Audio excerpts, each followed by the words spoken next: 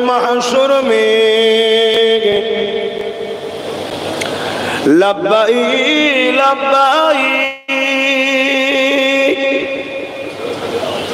जहां उम्मतों ने पुकारा मोहम्मद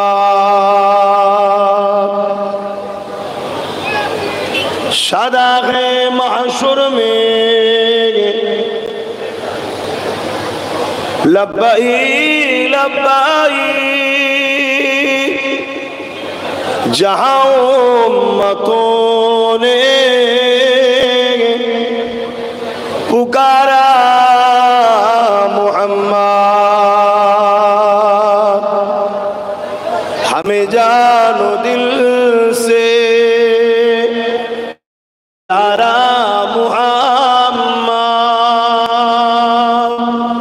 मोहम्मद के गमों है हमारा मोहम्मद अल्लाहुम्मा सल्ली अला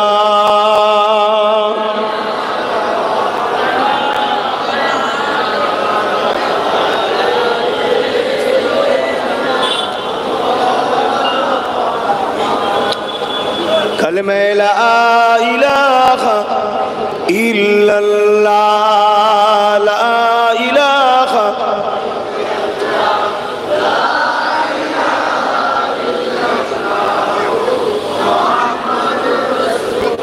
हस्बी रब्बी जल्लल्लाह मा फी क़ल्बी खैरुल्लाह नूर मोहम्मद सल्लल्लाह हक़ ला इलाहा इल्लल्लाह ला इलाहा जुर्जुर ला इलाहा इल्लल्लाह ला इलाहा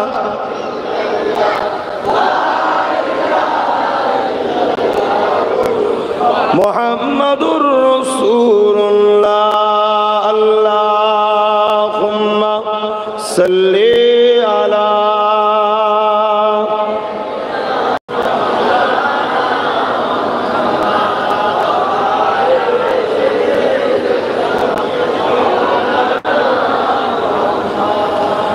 तौहीद का डंका आलम में बजवा दिया कमली वाले ने तौहीद का डंका आलम में बजवा दिया कमली वाले ने पी पी के पियाले कौसर के लौटेंगे मजाजी भर भर के इन्ना तैना कल कौसर फरमा दिया कमली वाले ने दीन मिला ईमान मिला पढ़ने के लिए कुरान मिला जो कुछ देने का था सब कुछ दिलवा दिया कमली वाले ने बोलो ला इलाहा इल्लल्लाह ला इलाहा इल्लल्लाह ला इलाहा इल्लल्लाह ला इलाहा कारो जबान যেন বন্ধ না থাকে লা ইলাহা ইল্লাল্লাহ লা ইলাহা লা ইলাহা ইল্লাল্লাহ মুহাম্মাদুর রাসূলুল্লাহ আল্লাহুম্মা সাল্লি আলা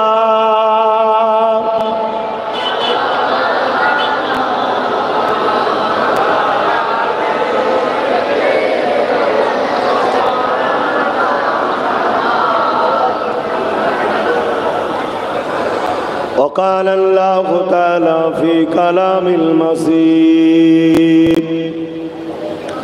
الفرقان الحميد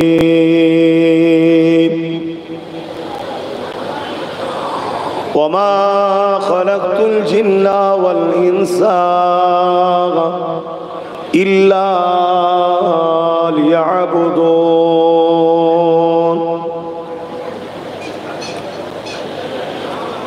وقال النبي صلى الله عليه وسلم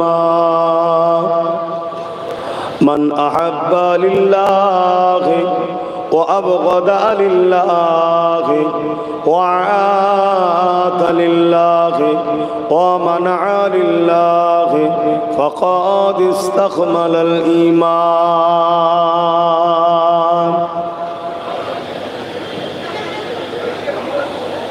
উপস্থিত আমার আব্বা জানেরা, আমার নওজোয়ান তরুণেরা, যুবকেরা, ছোট ছোট বাচ্চারা, পর্দার আড়ালে অবস্থিত আমাদেরই সকলের মা ও বোনেরা, আজ এই বর্ষা বাদলের সময়ে পানি কাদার মধ্যে দিয়েও দিনী মাহফিল আপনারা করেছেন। কোরআন সুন্নাহ ইজমা কিয়াস তথা আহলে সুন্নাত ওয়াল জামাআতের আকীদার মাহফিল, এবং আপনারাও এদিক ওদিক বেথা সময় নষ্ট না করে কোরআনের মাহফিল, দ্বীন ইসলামের মাহফিলে আল্লাহ আপনাদেরকে আসার তৌফিক দিয়েছে, আপনারা এসেছেন। তাই সকলে একটু খুশি হয়ে বলি আলহামদুলিল্লাহ। পাশাপাশি আজ পুরো পৃথিবীর দিকে যদি তাকায়, নতুন করে আবার যেন সেই আইয়ামে জাহিলিয়াতের গন্ধ পাওয়া যাচ্ছে। আইয়ামে জাহিলিয়াতের ইতিহাস আমরা পড়েছি, কিন্তু বাস্তবে যেন এখন কিছু কিছু দেখা যাচ্ছে। আবার সেই হিংসা, আবার সেই খুন খারাপি, আবার সেই লুট দাঙ্গা ফাসাদ, আবার সেই ইসলাম ইনসাফ ইনসানিয়াত নাই, সত্যের বিরুদ্ধে আবার একদল মানবরূপী পশুরা যেন মাথা চাড়া দিয়েছে। এইরকম একটা ভয়ানক পরিস্থিতির মধ্যে দিয়েও আল্লাহ যে আমাদের ঘরে দিনই একটা মাহফিল করিয়ে নিচ্ছেন আমাদের দ্বারা, এবং আমাদেরকে যে আল্লাহ বসার তৌফিকও দিয়েছেন, তে আরো একবার খুশি হয়ে বলি আলহামদুলিল্লাহ। আমি তো প্রায় এটা দিয়ে বিভিন্ন দিকে জলসায় যাই। আমি ভাবতাম এই পাড়াটাই কখনো জলসা একবার হবে না, কেন একদম ভালো জায়গা তো, রোডের সাথে। আমার একটু রোডের ধারে জলসা করতে বেশি ভাল লাগে ভাই। ওই গ্রামের মাঠের মাঝখানে ইসলামের কথা প্রচার আর টাউন সিটিতে প্রচার দুটো এক নয়। কেন আজ একদল লোক তো চাইছে ইসলামকে মুছে দেবো, একদল লোক তো চাইছে ইসলাম মানে মিথ্যা প্রচার করো, সন্ত্রাস, আতঙ্কবাদ, জুলুম। ইসলাম মানে সমাজ বিরোধী। তাহলে আমরা যদি সেই গ্রামের মধ্যে ঢুকে আর নরে তাকবীর আল্লাহ আকবার ইসলাম ইসলাম করি, লাভ নয় বলবো না, কিন্তু শহর সিটিতে হলে ভালো মন্দ 10টা লোক তো শুনবে। মানা না মানা পরের কথা, ইসলামকে নিয়ে যে ভুল চক্রান্ত চালাচ্ছে, তোমাদেরও মেদিনীপুরের একজন আছে, এগুলো বন্ধ হবে না? হবে না? আজকে কিছু হলেই জিহাদি। আরে জিহাদ শব্দের মানে কি জানো? আগে পড়াশোনা করো, তারপরে পিছনে লাগো। কেন যারা ইসলামের পিছনে লেগেছে আল্লাহ তাদেরকে সাথে দুই ধরনের ব্যবহার করেছে, হয় মিটিয়ে দিয়েছে, না ইসলামের খাদেম বানিয়ে দিয়েছে। জোরে বলুন সুবহানাল্লাহ। জিহাদ শব্দের মানে হলো চেষ্টা করা। কামিয়াবির জন্য বুরাই থেকে ন্যায়ের প্রতিষ্ঠিতর জন্য চেষ্টা করার নাম হলো জিহাদ। আর সব থেকে জিহাদে আকবার, বড় জিহাদ কাকে বলা হয়? নিজেকে সমস্ত অন্যায়, অত্যাচার, জুলুম, বুরাই, খারাপ, লোভ, লালসা, খুনি, চুরি, রেপ, মদ, নেশা, দুর্নীতি সব কিছু থেকে নিজেকে বাঁচাবার চেষ্টা করা হলো জিহাদে আকবার। জোরে বলুন সুবহানাল্লাহ। আকবার মানে সব থেকে বড়। তাহলে নিজেকে সমস্ত খারাপ থেকে, বুরাই থেকে, পাপ থেকে, নোংরা রাস্তা থেকে, মৌলানা সাহেব এই যে উপরে আসো, এখানে এসে বসো। আলেমদের ঘরে একটু সম্মান করতে হবে। উঠে আসুন, উপরে আসুন। এই ছেলে, এই কমিটি, তুই এখানে এসে বস আমার সামনে। তুই একটুখানি ছেলে, সামনে ওকে বসতে দেন। মহাশয় কি কথা বলছিল? মন বড় চঞ্চল, চারিদিকে সব হচ্ছে তো অনেক কিছু।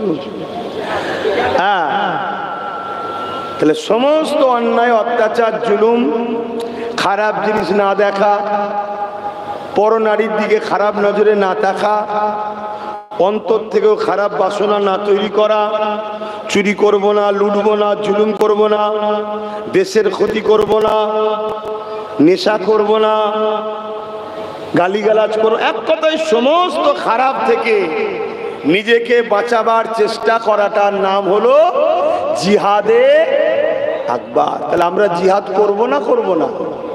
জোরে বলো। যদি কেউ আমাদেরকে জিহাদি তকমা লাগিয়ে ডাউন করতে চায়, আমরা তার সামনে গিয়ে বেশি বেশি করে স্লোগান দেবো, জিহাদ জিহাদ জিহাদ চাই, জিহাদ করে বাঁচতে চাই। বলবেন না? বলবেন না? জিহাদ জিহাদ জিহাদ চাই, জিহাদ করে বাঁচতে চাই। কি বলবেন না? তার মানে কি? চুরি নয়, অন্যায় নয়, জেনা নয়, ব্যভিচার নয়, খুন নয়, লুট নয়, দেশদ্রোহী নয়, অত্যাচারী নয়, সন্ত্রাসী নয়, বদমাইশি নয়, এসব ছেড়ে দিয়ে ভালো মানুষ হওয়ার জন্য চেষ্টা করার নাম হলো জিহাদে আকবার। সব থেকে বড় জিহাদ। জোরে বলুন সুবহানাল্লাহ। পড়াশোনা জানে না, কেউ কানে ঢুকিয়ে দিয়েছে, হইলে হই হই হই হই করছে। শুনছেন তো? যাক, ইসলামকে মিটাবার চেষ্টা যুগে যুগে করে আসছে, আজও চলছে। তাম পৃথিবী জুড়ে ইসলামকে মিটাবার একটা পরিকল্পনা চলছে। আপনারা খেয়াল করে দেখুন, মোবাইল সব হাতে আছে তো, বড় বড় কি দেখেন মোবাইলে? একটু বিশ্বের খবর রাখবেন, একটু বিশ্বের খবর রাখবেন, রেখে তাহলে চলবেন, তাহলে আগামী দিন আপনাদের বাচ্চারা নিরাপদে থাকবে। আর একটা কথা এখানে বলে নি, আমাদের ইসলাম ধর্মের মধ্যে এক শ্রেণীর মানুষ আছে যাদের বাহ্যিকটা বড় সুন্দর, মাকাল ফল টাইপের, দেখতে খুব সুন্দর, ভেতরটা মাকাল ফল দেখেন? বলবেন তো, দেখতে বড় সুন্দর আর ভেতরটা, বুঝতে পারছেন? তারা দেখবেন আমাদেরকে জ্ঞান দেয়, শুধু নামাজ, রোজা, দাড়ি, টুপি, মসজিদ, মাদ্রাসা, এটাই নাকি ইসলাম। আমাদেরকে ভুল পথে চালাচ্ছে। ইসলাম দুটো পাট্টির উপরে দাঁড়িয়ে আছে। কুনতুম খায়রা উম্মাতিন উখরিজাত লিন-নাসি তা'মুরুনা বিল মা'রুফ ওয়া তানহাউনা আনিল মুনকার। মহান সৃষ্টিকর্তা আমাদেরকে দুটো কাজ দিয়েছে, একটা হলো অন্যায়কে মিটাও, ন্যায়কে প্রতিষ্ঠিত করো। এই অন্যায়কে মিটিয়ে ন্যায়কে প্রতিষ্ঠিত করার চেষ্টা করাটাও হলো জিহাদ। জোরে বলুন সুবহানাল্লাহ। কোন ছেলে চাইছে আমি ভারতবর্ষের মুখকে, ভারতবর্ষের মর্যাদাকে বিশ্বের দরবারে নিয়ে যাব, তাই আমি চেষ্টা করে আমি ভারতকে আরো পারমাণবিক দিক দিয়ে আরো শক্তিশালী করব। এর জন্য সে খুব দিন রাত চেষ্টা করছে। এটাকেও আরবিতে কি বলা হয়? জোরে বলো, জিহাদ। একটা চোর পালিয়ে গেছে থানা থেকে, প্রশাসন দিন রাত ধরে তাকে খুঁজছে, এই যে তাকে ধরার চেষ্টা করছে, এটাকে আরবিতে কি বলা হয়? জিহাদ। মানে কোনো বুঝবেন, আমাদেরকে বোকা বানানো হচ্ছে। কেন একদল মিডিয়া আছে ইসলাম বিদ্বেষী, তারা দিন রাত তাদের কাজ নেই, ঘেউ ঘেউ ঘেউ করতেই ইসলামের বিরুদ্ধে। তবে আলহামদুলিল্লাহ আমাদের বাজার, আমাদের সংসার বা আমাদের জীবন কারো বিরোধী করে আমাদেরকে বড় হতে হয় না। আমাদেরকে বড় হতে হয় আমেনা লালের গোলামি করলেই বড় হয়ে যায়। জোরে বলুন সুবহানাল্লাহ। তবে একদল লোক হয়েছে, তাদের তো বড় হবার কিছুই নাই, তাই তারা দেখছে বড় হবার রাস্তা হলো মুহাম্মদ রসুলের বিরোধী কর, তবে যদি বড় হওয়া যায়। মানে লোকে চেনে, কথা বুঝছেন তো? সেই জায়গায় ইসলামকে ভালো করে আমাদেরকেও জানতে হবে। আমরা যদি ইসলামকে মসজিদের মধ্যে, মাদ্রাসার মধ্যে, খানকার মধ্যে আর এই জলসা মাহফিলের মধ্যে সীমাবদ্ধ করে রেখে দিই, তাহলে আল্লাহ কিন্তু আমাদেরকে ছাড়বে না। ইসলাম একটা কমপ্লিট জীবন ব্যবস্থা চলার পথ। এই পৃথিবীতে হাজারো ধর্ম আছে, আমি কোন ধর্মের পক্ষে বিপক্ষে বলার কোনো ইন্টারেস্ট আমার নাই। যার পছন্দ, যার ভালোবাসা তার তার কাছে। কিন্তু আমাদের ধর্মের নাম কি? সবাই বললেন না? আমরা কি খুশি নই? আরে গর্ব করো, এ কপালে আল্লাহ ইসলাম ধর্ম দিয়েছে, গর্ব করো, শুকরিয়া আদায় করো। কেননা ইন্না দীনা ইনদাল্লাহিল ইসলাম, মহান সৃষ্টিকর্তা রব্বুল আলামিন তিনি নিজে বলছেন কোরআন পাকের মধ্যে, আমার কাছে মনোনীত পছন্দনীয় ধর্ম হলো ইসলাম। জোরে বলুন সুবহানাল্লাহ। তাহলে আমরা কি গর্বিত নয়? আমরা কি খুশি নয়? এবারে চলে আসুন, ইসলাম আরবি কথা সালাম থেকে ইসলাম, যার বাংলা মানে হলো শান্তি। বাংলা মানে কি? শান্তি, ওয়ার্ডটার মানে। আর বিস্তারিত অর্থ কি? এমন কাজ যে কাজ দ্বারা দুনিয়া আখিরাতের শান্তি পাওয়া যায়, সেই রাস্তাটাকেই বলা হয় ইসলাম। জোরে বলুন সুবহানাল্লাহ। ইসলাম ক্ষুধার্ত মানুষকে খানা খাওয়াবার নাম, শুনছেন সবাই? ইসলাম মুখে দাড়ি মাথায় টুপিলে AK-47 চালাবার নাম নয়, ওটা আমেরিকার তৈরি করা ইসলাম। আর আমার রসুলের ইসলাম হলো অন্য ধর্মের মানুষও বিপদে পড়লে তাকেও খানা খাওয়াও, তাকে সাহায্য করো, তার পাশে দাঁড়াও, তার হয়ে লড়াই করো। কেন? সে মানুষ, তোমারই স্রষ্টার সৃষ্টি, সে, তাকে ভালোবাসো। এর নাম হলো আমার নবীর ইসলাম। জোরে বলুন সুবহানাল্লাহ। প্রতিটা জিনিসের চাইনা মাল বেরিয়েছে, ডুপ্লিকেট। তা ইসলামকে বদনাম করার জন্য ইসলাম বিদ্বেষীরা ডুপ্লিকেট ইসলাম বার করেছে। তারা মাদ্রাসাও তৈরি করেছে, তারাও মসজিদও করেছে। সেই জায়গায় ট্রেনিং দেওয়া হয় নকল ইসলামের। আর আমার নবীর ইসলাম তাওহীদের নাম, একত্ববাদকে বিশ্বাস করার নাম হলো ইসলাম। রিসালাতের উপরে ঈমান নামার নাম হলো ইসলাম। খোদার্থ মানুষকে খানা খাওয়াবার নাম হলো ইসলাম। বস্ত্রহীনকে বস্ত্র দিবার নাম হলো ইসলাম। অন্নহীনকে অন্ন দিবার নাম ইসলাম। মা বাপকে ভালোবাসার নাম ইসলাম। গরিব অসহায় দুঃখীদের সাথ দিবার নাম ইসলাম। জালিমের বিরুদ্ধে মজলুমের সাথে বন্ধুত্ব করার নাম হলো ইসলাম। রেপ মুক্ত সমাজ গড়ার নাম ইসলাম। দুর্নীতি মুক্ত সমাজ গড়ার নাম ইসলাম। নেশা মুক্ত সমাজ গড়ার নাম ইসলাম। ঘুষ মুক্ত সমাজ গড়ার নাম ইসলাম। খুন মুক্ত সমাজ গড়ার নাম ইসলাম। এতিম বিধবা অধিকার দিবার নাম ইসলাম। নারীদের অধিকার দিবার নাম ইসলাম। নিজের মাতৃভূমিকে সার্বভৌমত্ব নিরাপদে রাখার নাম ইসলাম। নিরাপদে রাখার নাম, দেশকে ভালোবাসার নাম, জালিমের বিরোধী করার নাম, মজলুমের সঙ্গে বন্ধুত্ব করার নাম। সে মজলুম যদি হিন্দু হয় তার সাথ দিতে হবে, খ্রিস্টান হয়, আদিবাসী হয়, দলিত হয়, যেই হোক, মজলুম যে তার সাথে দাঁড়াবার নাম হলো ইসলাম। কিন্তু আজকে মিডিয়া বা একদল লোকেদের মুখে প্রচার হচ্ছে কি?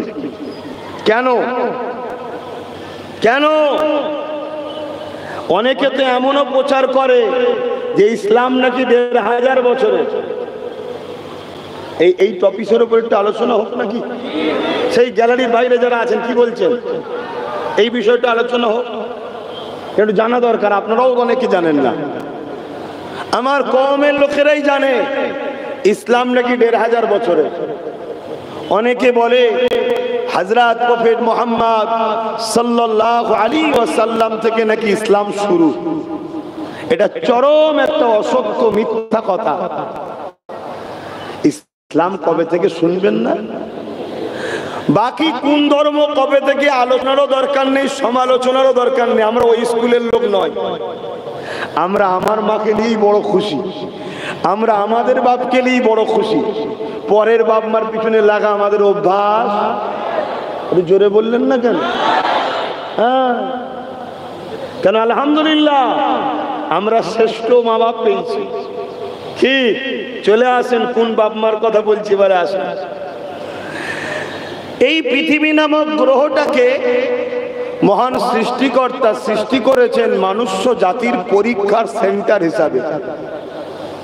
কেউ ৩০ বছর, কেউ ৪০, কেউ ৫০, কেউ ৬০, কেউ ১০০। আগেকার সময় ১৫০, ২০০, ১০০০, ২০০০, ৩০০০ বছর করেও লোক বাঁচত। কথা বোঝা যাচ্ছে? এখন আমাদের গড় হলো এই ৮০, কম বেশি গড়। আগে আরো বাড়ত। এই পৃথিবী নামক গ্রহে মহান সৃষ্টিকর্তা আমাদেরকে পাঠিয়েছেন এক পরীক্ষার জন্য, যে দুনিয়ায় সব থাকবে, ভালোও রাখবো, মন্দও রাখবো, ন্যায়ও রাখবো, অন্যায়ও রাখবো। আমার বান্দা, তোমাকে আমি পরীক্ষা নিতে পাঠালাম।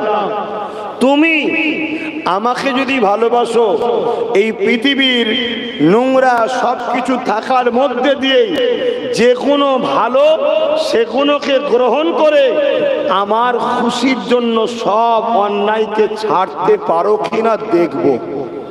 এটা হলো পরীক্ষা। কথা বুঝলেন? এই পরীক্ষায় যারা গেনার পাস করবে তাদেরকে মহান স্রষ্টা তিনার তৈরি করা চিরশান্তির মেহমানখানা জান্নাতে রাখবেন। জোরে বলুন সুবহানাল্লাহ। আর যে মহান স্রষ্টার কথা ভুলে গিয়ে এই পৃথিবীতে অন্যায়, অত্যাচার, জুলুম, খুন, খারাপি, লুট, দাঙ্গা, ফাসাদ, ফিতনা, রেপ, মারপিট, নেশা এসবের মধ্যে আসক্ত হবে, মহান স্রষ্টা তাকে বলবে, সামান্য দুনিয়ার লোভ লালসা সামলাতে পারিসনি, আমার জান্নাতের মতো সুন্দর জায়গায় তুই যাবার উপযুক্ত নয়, তুই পরীক্ষায় ফেল করেছিস, যা জাহান্নামে শাস্তি। আমরাও পরীক্ষা স্কুলে দিই না? চাকরির পরীক্ষা, বিভিন্ন কামিয়াবির আগে একটা টেস্ট পরীক্ষা হয় না? কেন? পরীক্ষা ছাড়া কোনো ফলাফল নাই। এখানেও অনেকে রেজাল্ট বেরোবার দিনে হাসে, অনেকে চোখের পানিতে ফেলে, অনেকে আবার আত্মহত্যাও করে ফেলে। কিন্তু ময়দানে মাশরে ওখানে আত্মহত্যার কোনো রাস্তাও নেই, আর ওখানে কেঁদেও কোনো সাহারা আর নেই।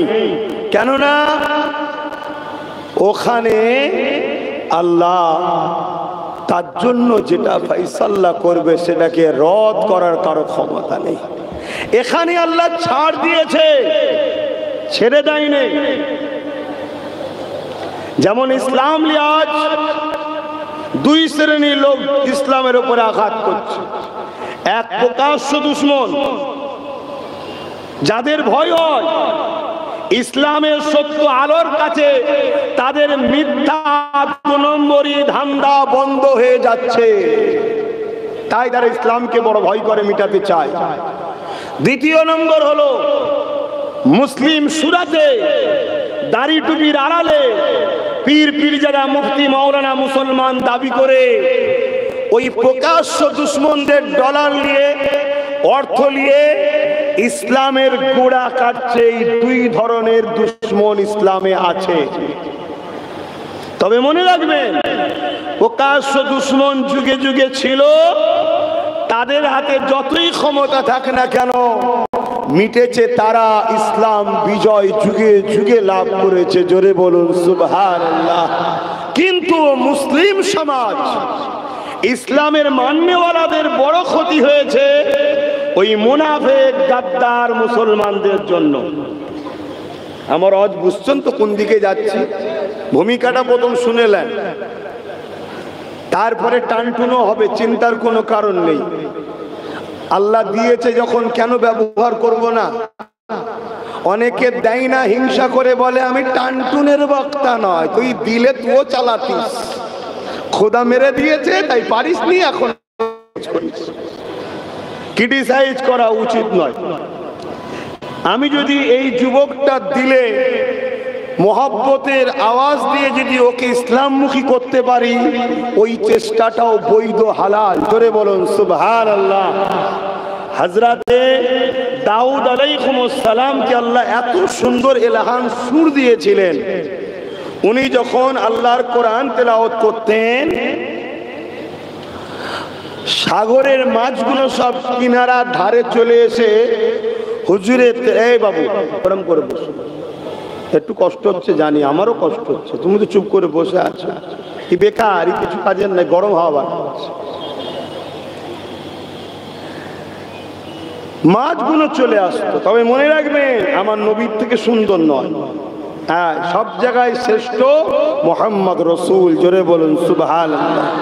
এবং কিয়ামতের দিনে আল্লাহ জান্নাতীদের ঘরে যখন জান্নাতে দেবে, একটা জান্নাতি মেম্বার করবে আল্লাহ, করে সমস্ত নবীদেরকে তেলাওয়াত করতে বলবেন। অনেক বড় কথা, আমার নবীও তেলাওয়াত করবে, শত শেষে আল্লাহ তেলাওয়াত করবে।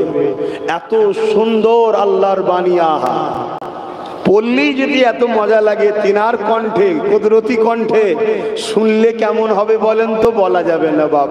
জান্নাতীরা বেহুশ হয়ে যাবে, অজ্ঞান হয়ে যাবে, এত দিবানা হয়ে যাবে আল্লাহর জবান থেকে, কুদরতি জবান থেকে সূরা রহমান শুনে। জোরে বলুন সুবহানাল্লাহ। শুনতে গেলে একটু তো ত্যাগ স্বীকার করতে হবে নাকি?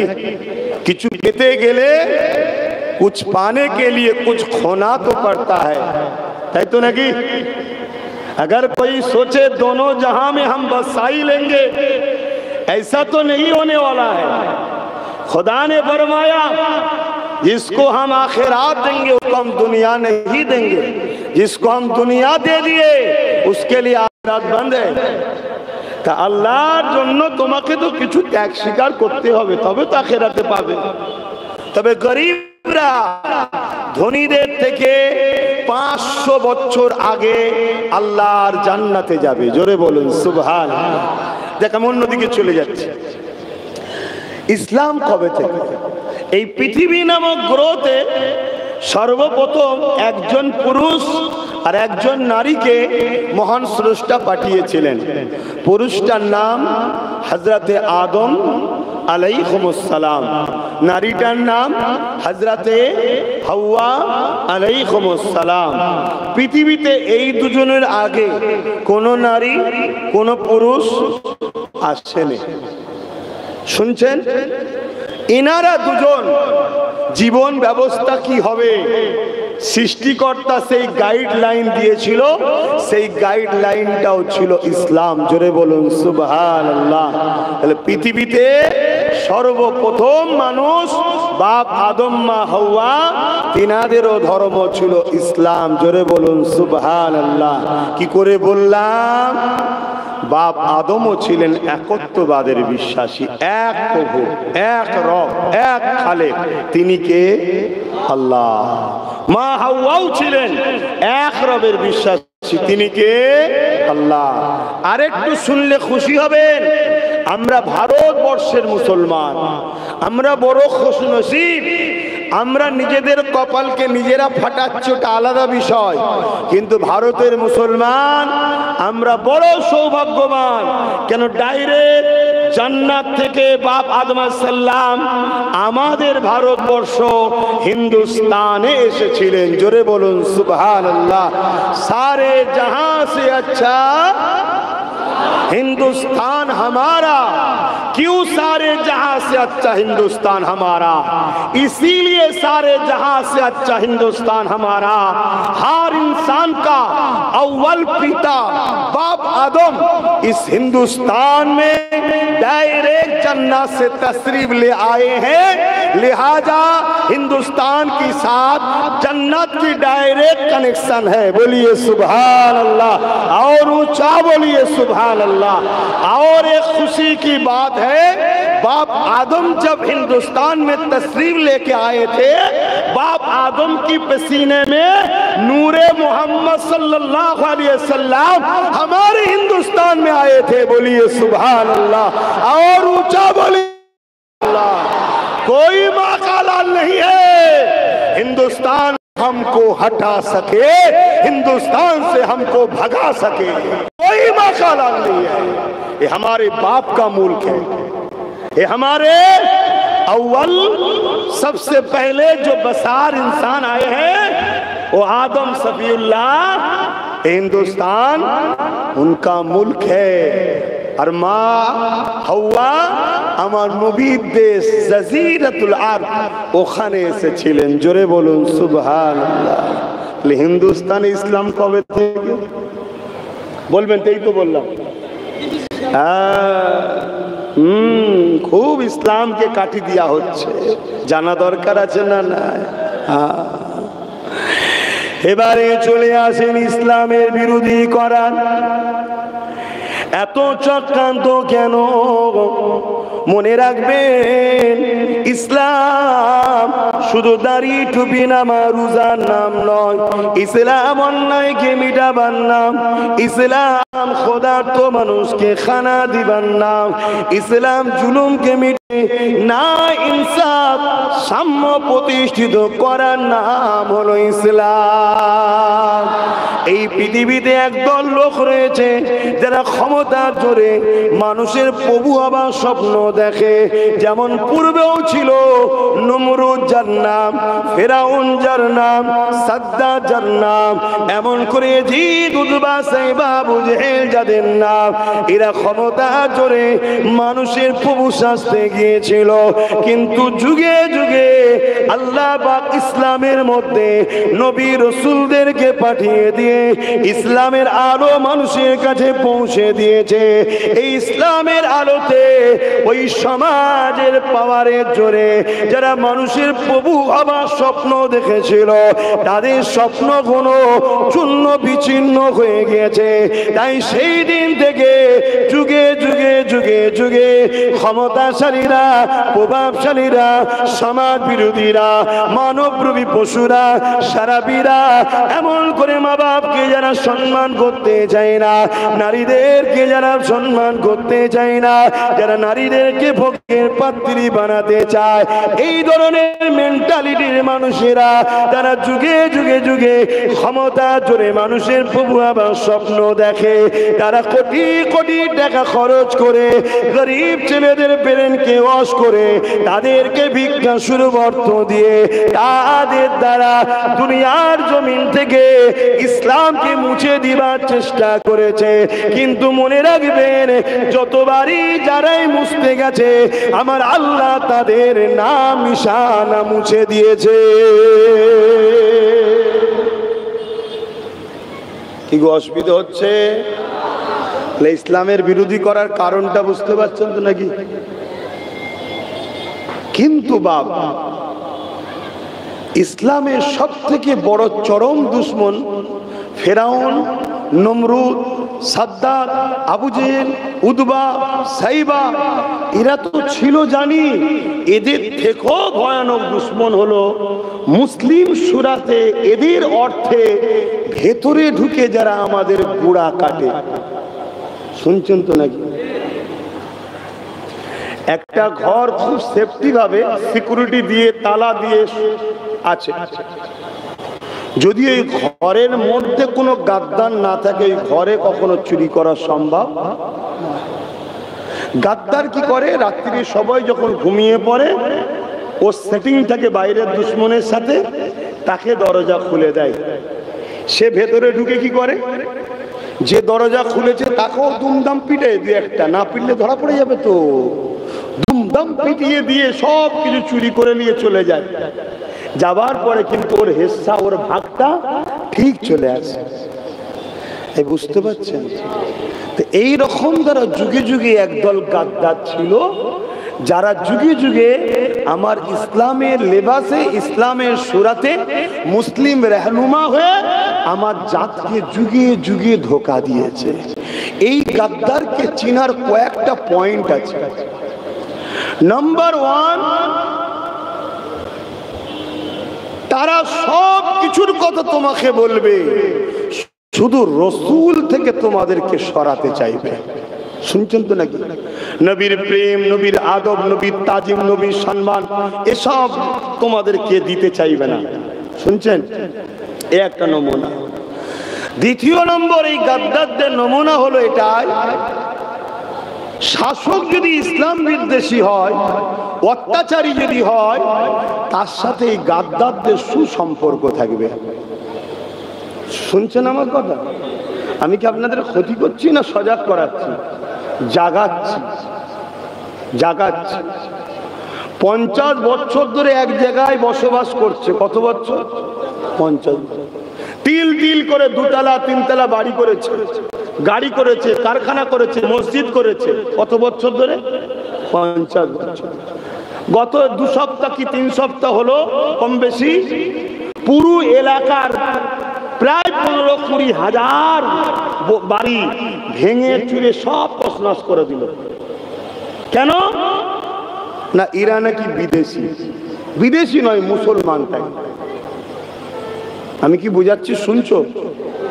যদি বলেন কোথা থেকে কোথা চলে গেলে, হ্যাঁ আপনি মাথায় শুধু রাখেন, ঠিক এসে জুড়ব। গাদ্দার যদি আমাদের মধ্যে না থাকে, এভাবে আমাদেরকে উচ্ছেদ করা সম্ভব। বাপেরা, নজওয়ান তরুণেরা, ইসলামের বিরোধী কোন ছিল কে? ফেরাউন। ফেরাউনটা কেমন ছিল একটু জানা দরকার। ফেরাউন হলো পৃথিবীর একটা আতঙ্কের নাম। সে ছিল একটা শাসক, অত্যাচারী, স্বৈরাচারী, জালিম শাসক ছিল। এখানে আর একটা কথা বলে দিই, অনেকে বলে হুজুরের ছেলে আসবে, জলসা করবে, নামাজ রোজা করবে, এমন করে জালিম নেতা পার্টির কথা কেন বলে? এসব শোনা যায় না? যায় না? এইটা একটু ভেঙে দিয়ে যায়। যদি কোনো মুসলমান আমার কথা শুনতে পাও, যদি মরণকে বিশ্বাস করো আর আখেরাত, জান্নাত, জাহান্নাম বিশ্বাস করো, কথা শুনে যদি ভুলের ওপরে থাকো তওবা করে লাও, নাই ওই অবস্থায় মরলে জাহান্নামে ঢুকবার বেরোবে না। জালিম শাসকদের বিরোধী করা হলো সমস্ত নবীদের সুন্নত। জোরে বলুন সুবহানাল্লাহ।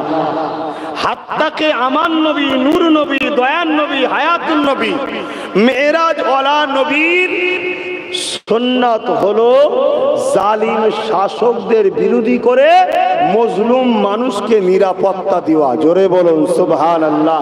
আরে নামাজ তো অনেক পরে এসেছে, মেরাজ থেকে নবী নামাজ এনেছে। আমার নবীর প্রথম কাজ ছিল কি? জুলুম খতম করো। রোম, কিসরা, কাইসার, পারস্য, ইরান, যেগুলো এখন এই সব পৃথিবীর এলাকায় বড় বড় সব পাওয়ারফুল শাসক ছিল, যারা নারীদেরকে ভোগ করত, গরিবদের ঘরে গলায় কোমরে বেল পরিয়ে কৃতদাস দাসী বানিয়েছিল। মানুষ তাদের বিরুদ্ধে কথা বললে তাদেরকে জিন্দানে দিয়ে হত্যা করা হতো, জুলুম করা হতো, মানুষের খানাকে কেড়ে নেওয়া হতো, মানুষকে প্ল্যান মাফিক গরিব বানানো হতো। কেন? গরিব যত বাড়বে অল্প ভিক্ষাতেই গোলাম হবে, বড় লোক গোলাম হয় না, গরিব গোলাম হয়। শুনছেন তো নাকি? আজকের দিনও পৃথিবী জুড়ে যদি এই রকম চক্রান্ত চলে, ওই চক্রান্তকে ব্যর্থ করে, ওই চক্রান্তকে মিটিয়ে দিয়ে না ইনসাফ ইনসানিয়ত, গরিবের হককে বুঝিয়ে দিবার নাম হলো ইসলাম। তুমি নবীর মেম্বারে উঠে পীর যারা মুফতি মৌলানা অন্যায়ের বিরুদ্ধে বলতে পারো না, জুলুমের বিরুদ্ধে বলতে পারো না, আল্লাহর সৃষ্টির পক্ষে অসহায়ের পক্ষে দাঁড়িয়ে কথা বলতে পারো না। শুনে রাখো, নবী মুহাম্মদ সাল্লাল্লাহু আলাইহি ওয়াসাল্লাম বলেছে, দুই শ্রেণীর লোক জাহান্নামে যাবে। এক শ্রেণীর লোক অন্যায় করার জন্য জাহান্নামে যাবে, আর এক শ্রেণীর লোক অন্যায়ের প্রতিবাদ না করার জন্য জাহান্নামে যাবে। শুনছেন তো নাকি? সে অন্যায় কোন অর্থশালী যদি করে তারও বিরুদ্ধে, প্রভাবশালী যদি করে তারও বিরুদ্ধে। হাত্তাকে আমার নবী বলেছেন, জালিম শাসকের বিরুদ্ধে হক কথা বলা এটা একটা বড় জিহাদ। জোরে বলুন সুবহানাল্লাহ, আরো জোরে বলে। তাহলে ইসলামের কথা হবে তো নাকি? কথা বলছেন না কেন? আজকে তো ইসলামের কথা হয় না, ইসলামকে তো মিটিয়ে দিচ্ছে। ঘরের লোকও মিটাচ্ছে, বাইরের লোক তো মিটাবে। আপনাদের ধৈর্য আছে তো নাকি? হ্যাঁ, আমার নবীর বিরুদ্ধে ছিল আবু জেহেল। কেন? নবী আবু জেহেলের অত্যাচার, জুলুম, অন্যায়ের বিরুদ্ধে বলেছিল, তাই। উদবা, সাইবা, আবু লাহাব, আবু সুফিয়ান কেন আমার নবীর বিরোধী হলো? আবু জেহেল এরা সব নারীদেরকে কিনা বেচা, মক্কায় ওকাজের মেলায় নারী বিক্রির হাট বসতো। বাচ্চা বাচ্চা ছেলেদের ঘরে তাদের তৈরি করা নকল খোদার সামনে বলি দেওয়া হতো। অত্যাচারের সীমা অতিক্রম করেছিল। আল্লাহ নবী নায়ের মেসেজ যখনই দিল তখনই এরা বিরোধী শুরু হয়ে গেল আমার নবীর। তাহলে বলুন, আজও যদি কেউ অত্যাচার করে, জুলুম করে, তার বিরুদ্ধে বলা তো নবীর সুন্নাত, এটাই তো ইসলাম। বলা উচিত আছে না? না, বাপেরা, নজওয়ান তরুণেরা, আসেন প্রথম ফিরাউনের কথা বলছিলাম। ফিরাউন অত্যাচারী শাসক ছিল, জালিম শাসক ছিল।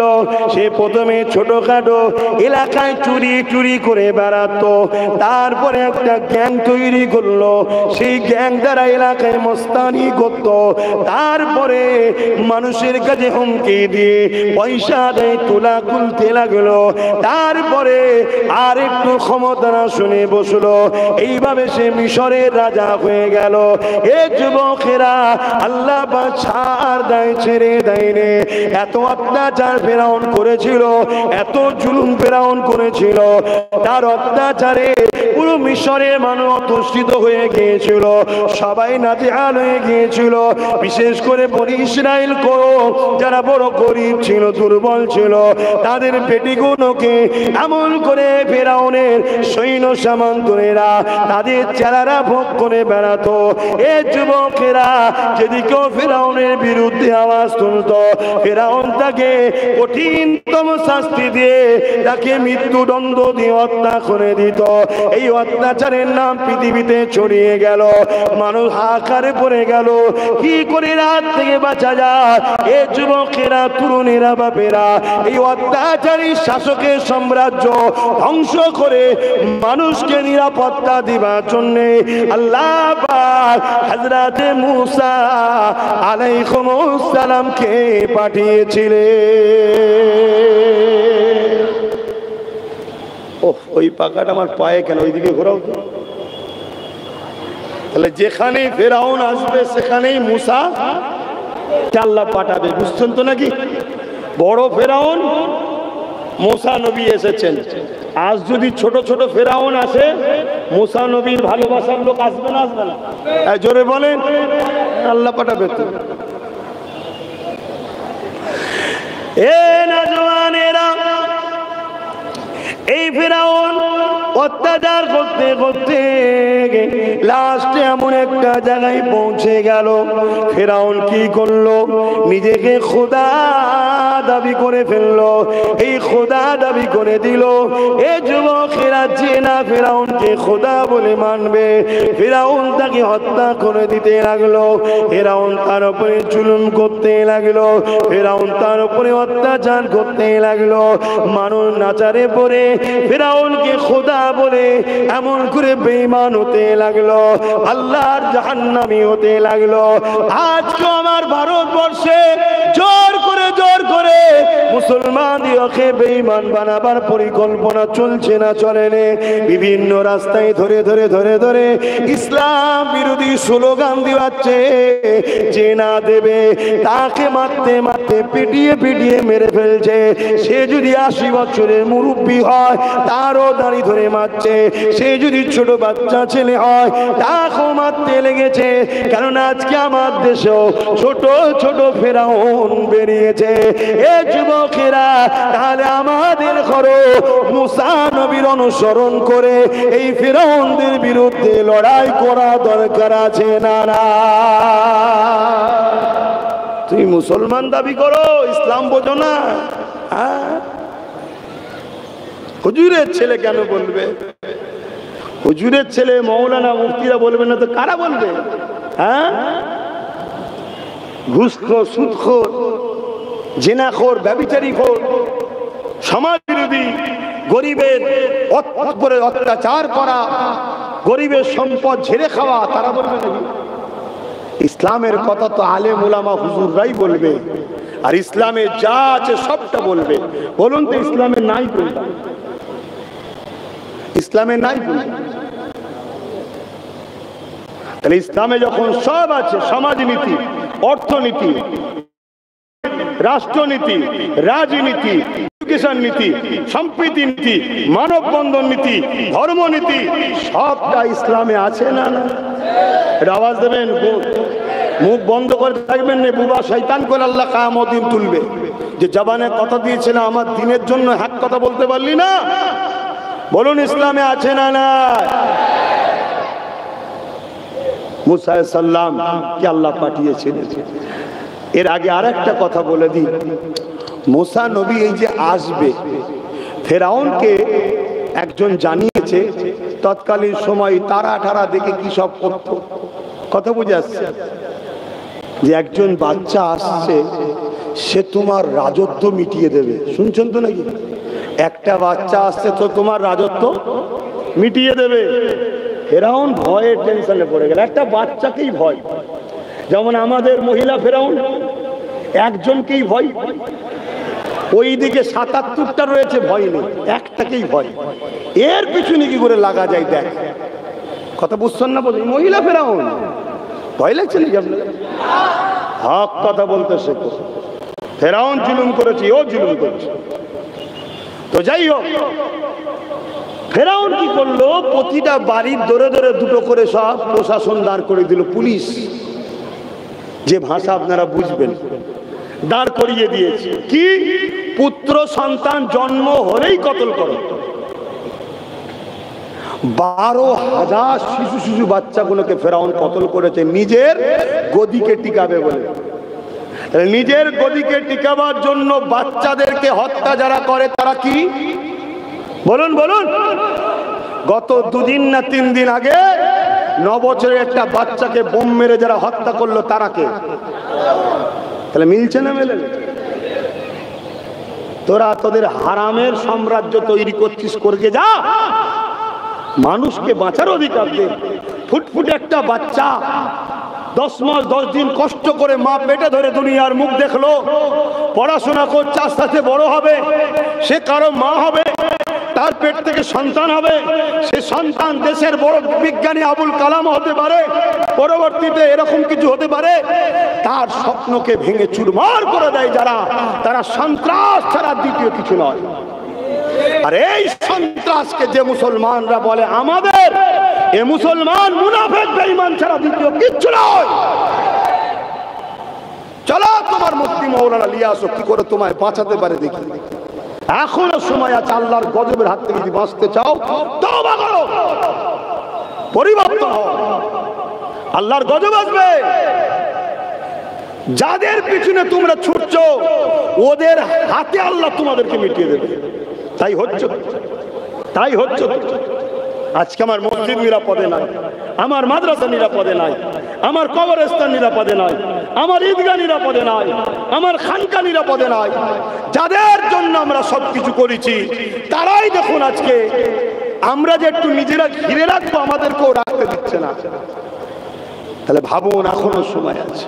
তো 12,000 বাচ্চাকে ফেরাউন হত্যা করেছে, চারটিখানি ব্যাপার। কিসের জন্য? শুধু নিজের সাম্রাজ্য, নিজের তাকতকে বেঁচিয়ে রাখবো। এমনও সিস্টেম চলছে, নিজেরা সাপ হয়ে কামড়াচ্ছে, নিজেরাই উজা হয়ে ঝাড়ছে। শুনছেন তো নাকি? না হয় বড় চিন্তার বিষয়, পহেলগামে যে হামলা হলো, 300 কিলোমিটার দূর থেকে এসে হামলা করে আবার 300 কিলোমিটার পার হয়ে চলে গেল। শুনছেন তো নাকি? কে কামড়াচ্ছে আর কে ঝাড়ছে বুঝা বড় তো মুশকিল, ভাবার বিষয় আছে না? না, এটা এত ডেঞ্জারাস জিনিস। আসেন ওই ফিরাউনের আমলেতে আল্লাহ পাকের একটা বান্দির কথা বলি শোনেন, কেননা আমাদের সমাজে বড় ভূমিকা রাখে মায়ের জাতেরা, নারীরা, ঠিক তো নাকি? এ না জওয়ানেরা, মা যদি মজবুত হয়, মা যদি নেককার হয়, মা যদি ধার্মিক হয়, ওই বাচ্চা হওয়া, ওই বাচ্চা নেককার হওয়া, ওই বাচ্চা ভালো হওয়ার 90% চান্স কিন্তু মায়ের থেকে। তাই আমি আমার মায়েদেরকে মাইকের আওয়াজে বলি, এ আমার আম্মা জানেরা, আজ তোমার আমার উপরে কিছুই তো আল্লাহ পরীক্ষা নাই রে। যে পরীক্ষা ওই ফিরাউনের আমলে একজন মাকে নিয়েছিল, যিনার নাম হলো হযরত আম্মা জান্মা সাদ্দা। তিনাকে আল্লাহ 3টে পুত্র সন্তান দিয়েছিল, কিন্তু সংসার বড় অভাব ছিল, বড় গরিব ছিল। এই জন্য ফিরাউনের বাড়ি মাইনে সিস্টেমে কাজ কাম করে তিনি বাচ্চাদের মুখে আহারের মাধ্যম করেছিল। একদিন তিনি বাচ্চাদের কেমন করে ওই ফিরাউনের বাড়িতে কাজ করতে করতে হঠাৎ করে জবান দিয়ে বিসমিল্লাহ বলে উঠেছে। কোন জিনিস লিবার জন্য যখন বিসমিল্লাহ বলে উঠেছে, এই সময় ফিরাউনের কানে এই খবরটা পৌঁছে দেওয়া হয়েছে, এ আমাদের সরদার, এ আমাদের খোদা, এ আমাদের শাহিনশাহ ফিরাউন, তোমার বাড়িতে যে মা সাতটা কাজ করে সে তোমাকে খোদা বলে মানে না, সে মুসা যে খোদার প্রচার করছে তাকে খোদা বলে মানে। এই কথা শোনার সাথে সাথে ফিরাউন রেগে লাল হয়ে গেল। আম্মাজান মা সাদ্দাকে ডাক দিও, এ মা সাদ্দা এদিকে আসো। আম্মাজান মা সাদ্দা পৌঁছে গেলে কি শুনছি তুমি নাকি আমাকে খোদা বলে না মেনে মুসা যে খোদার প্রচার করছে তাকে খোদা বলে তুমি না মানো। হযরতে মা সাদ্দা চিন্তা করতে লাগলো, আমি যদি সত্য কথা বলি এ জালিম আমাকে অত্যাচার করবে, এ জালিম আমাকে মেরে ফেলবে, এ জালিম আমার বাচ্চার উপরে জুলুম করবে। আর যদি আমি মিথ্যা কথা বলি আমার জানটা হয়তো বেঁচে যাবে, আমার বাচ্চাগুলো হয়তো নিরাপদে পড়ে যাবে। কিন্তু আমি যিনাকে খোদা বলে মেনেছি সেই আল্লাহ নারাজ হয়ে যাবে। আমার কাছে জান প্রিয় না আমার আল্লাহ প্রিয়? মা সাদ্দা ঠিক করে বলতে লাগলো, এ ফিরাউন লা ইলাহা ইল্লাল্লাহ मूसा कलिमातुल्लाह, अल्लाह के सिवा दूसरा कोई माबूद ही नहीं।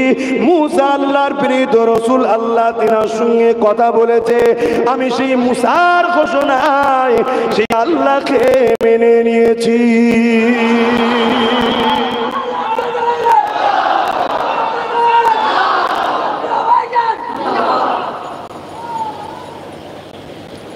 ভাবেন আমরা কোথা আর আম্মাজান মা সাদ্দা কোথায়?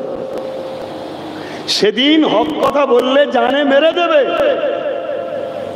এটা জানার পরও তিনি সত্য কথা বলছে কেন? আমার কাছে জানের থেকে বেশি প্রিয় কে গো? জোরে বল। আমরা তো এটা মুখ দিয়ে বলছি, দিলে কি আছে? দিলে যদি থাকতো তাহলে আমার আম্মাজান গুনগুনোকে সামান্য ভিক্ষার জন্য বেপরদা করে পরপুরুষের কাছে পাঠান কেন? ফর্ম ফিল আপ, ফটো তোলা, কি গো পাঠাই না? পাঠাই না কেন? একটু ভিক্ষা পাবে 500,000 টাকা, পাঠান কেন? জানেন না পর্দা করা ফরজ? আমার আম্মা জানেরা, মাইকের আওয়াজে শুনছেন, আপনাদের সন্তানের মতো বলছি, নিতে হয় নেবেন, না নিতে হয় বোঝাপড়া আল্লাহর সঙ্গে করবেন। মনে রাখবেন এত অভাব আমাদের পরে নেই, এরপরও আমরা একবারও ভাবলাম না যে এর মধ্যে কিছু একটা পরিকল্পনা চলছে না? তো কেন মহিলাদেরকেই টার্গেট করা হলো? কেন? কারণ ইসলামে পুরুষ যদি ইনকাম করে, ইনকাম যদি ভুলও হয়, কিয়ামতের দিন নারীদেরকে আল্লাহ প্রশ্ন করবে না, পুরুষদেরকেই প্রশ্ন করবে। কেন? পুরুষ হলো নারীদের গার্জেন। সে হতে পারে বিবাহের আগে বাপ গার্জেন, বিবাহের পরে স্বামী গার্জেন, তারপরে বয়স হয়ে গেলে বড় সন্তান বা সন্তানরা গার্জেন। অতএব এরপরও আমাদের পুরুষদের ইনকাম করতে গিয়ে ইচ্ছা করে হোক আর অইচ্ছাকৃত হোক, হয়তো হারাম যদি ঢুকে যায়, দুয়া আর কবুল হবে না। মনে রাখবেন, হারাম ঢুকে গেলে দোয়া কবুল হবে না। এই জন্যে ইসলাম বিদ্বেষীরা, ইসলামের দুশ্মনেরা বড় প্ল্যান করে দেখলো যে মুসলিম নারীদের দোয়া কিন্তু কবুল হয়ে যাবে। অতএব এদেরকে যখন হত্যা করব, এদেরকে যখন গ্রাম থেকে বিচ্ছেদ করব, এদের যখন মসজিদ মাদ্রাসা কবরস্থানগুলোকে ভাঙবো, এদের বাচ্চাগুলোকে প্যালেস্টাইনের বাচ্চাদের মতো যখন হত্যা করব, এদের হাতে যদি হাত তুলে দেয় তাহলে বদরের মতো আল্লাহ না সাহায্য করে দেয়। তাই এদের হাতটাকে প্রথম নোংরা করে দাও, যাতে কবুল যেন না হয়ে যায়। তাই মহিলাদের ঘরে ফ্রিতে কিছু একটা টোপ দাও, 500,000 টোপ দাও। কথা মাথায় ঢুকছে না? ঢোকে না? ওই টোপ দিয়ে আমাদেরকে বড় প্ল্যান করে বেপরদা করছে এবং আমার ইনকাম বলে হারাম অর্থ আমাদের বাড়ি বাড়ি ঢুকাচ্ছে। আর এই হারাম অর্থ খাওয়া স্বামী হোক সন্তান, তারা কখনো ওয়াকাফের পাশে দাঁড়াবে? তারা কখনো আল্লাহর দ্বীনের পক্ষে দাঁড়াবে? কেন? তাদের ভেতরটা তো হারাম ঢুকে ঢুকে ঢুকে ঢুকে ও অন্তর ময়লা হয়ে যাচ্ছে। তারা তো ইবলিস শয়তানের দিকেই যাবে। কত রকম প্ল্যান দেখছে। এই শুনছেন তো নাকি? অসুবিধা হচ্ছে নাকি? আমি ওয়াজ করছি বাপ, আওয়াজ করিনি। ওয়াজ আলাদা জিনিস, আওয়াজ আলাদা জিনিস। হ্যাঁ, অন্যায়কে বলতে হবে বা আমাদেরকে ধ্বংস করে দিবার প্ল্যান চলছে। আমার জাতের মধ্যে কিছু মুসলমান আছে এখনো অবুঝ বুঝতে পারছে না, আল্লাহ সেইগুলোকে হেদায়েত করুক, বলুন আল্লাহুম্মা আমিন। আবার আমার জাতে সেজে কিছু মুসলিম নামধারী মুনাফিক আছে, তারা সবই বোঝে, কিন্তু তারা মূলত আমার জাতকে মিটাবার জন্য ওদের সঙ্গে সেটিং করে আছে। সময় যখন হবে সব দেখবেন ইসলাম ছেড়ে দিয়ে লাভ মেরে বেঈমান হয়ে যাবে, প্রকাশ্য ইসলাম ছেড়ে দেবে। আরে বাবা, ইতিহাস বলছি, স্পেনের ইতিহাস শুনবেন কি করে মুসলমানদের শেষ করেছিল, সব উত্তর পাবে। হযরত আম্মা জান মা সাদ্দাকে বলল, এ মা সাদ্দাক, তুমি কি কথা বলছো? তোমার এত সাহস কোথা থেকে হলো? তুমি কি জানো না আমি তোমার সঙ্গে কি ব্যবস্থাটা করতে পারি, তোমার উপরে কত আযাবটা দিতে পারি? হযরত মা সাদ্দা বলেছিলেন, এ ফেরাউন শুনে রেখে দাও, আল্লাহ আমাকে গরীব করে পরীক্ষা নিচ্ছে, তোমাকে রাজা বানিয়ে পরীক্ষা নিচ্ছে।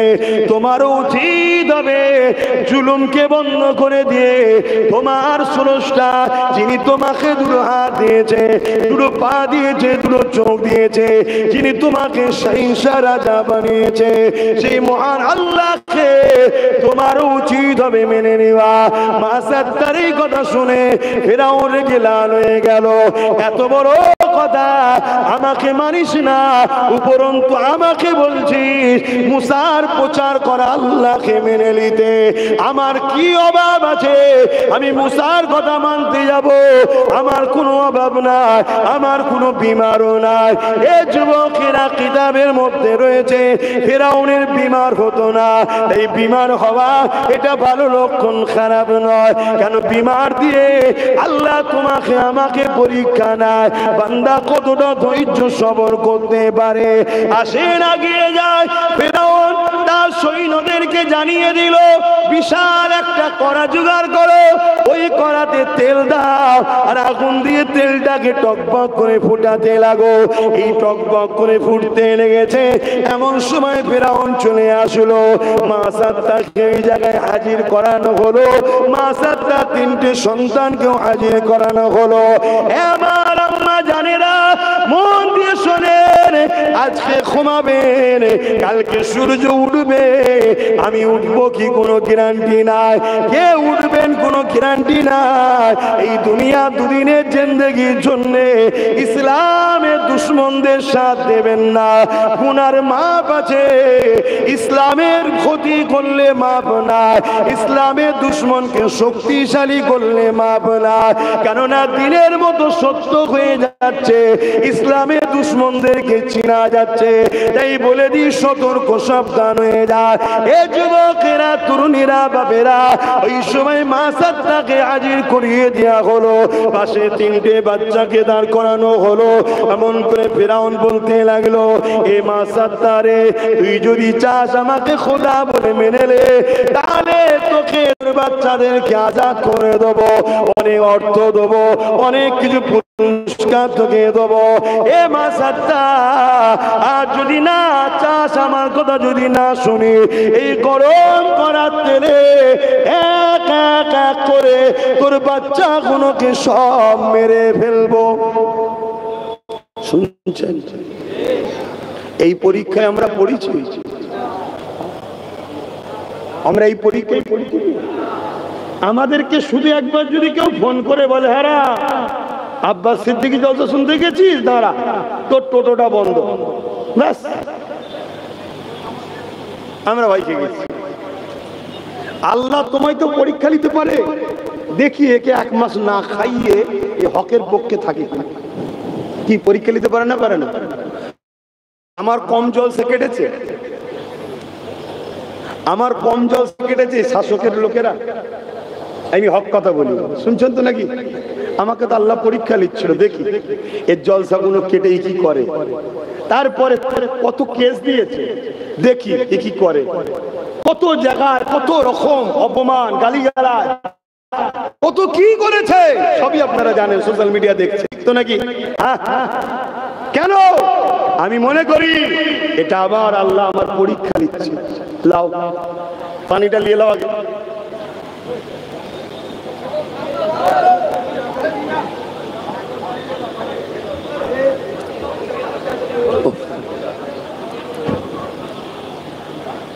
বলবো ত্যাগ স্বীকার করতে হবে, অত সহজ নয়। একটু গরমে যদি করেন তাহলে ময়দানে মাসে কি হবে? হ্যাঁ, আপনারা একা ভিজছেন, আমার কি হচ্ছে? সব ভিজে গেছে। আর আমি কথা বলছি,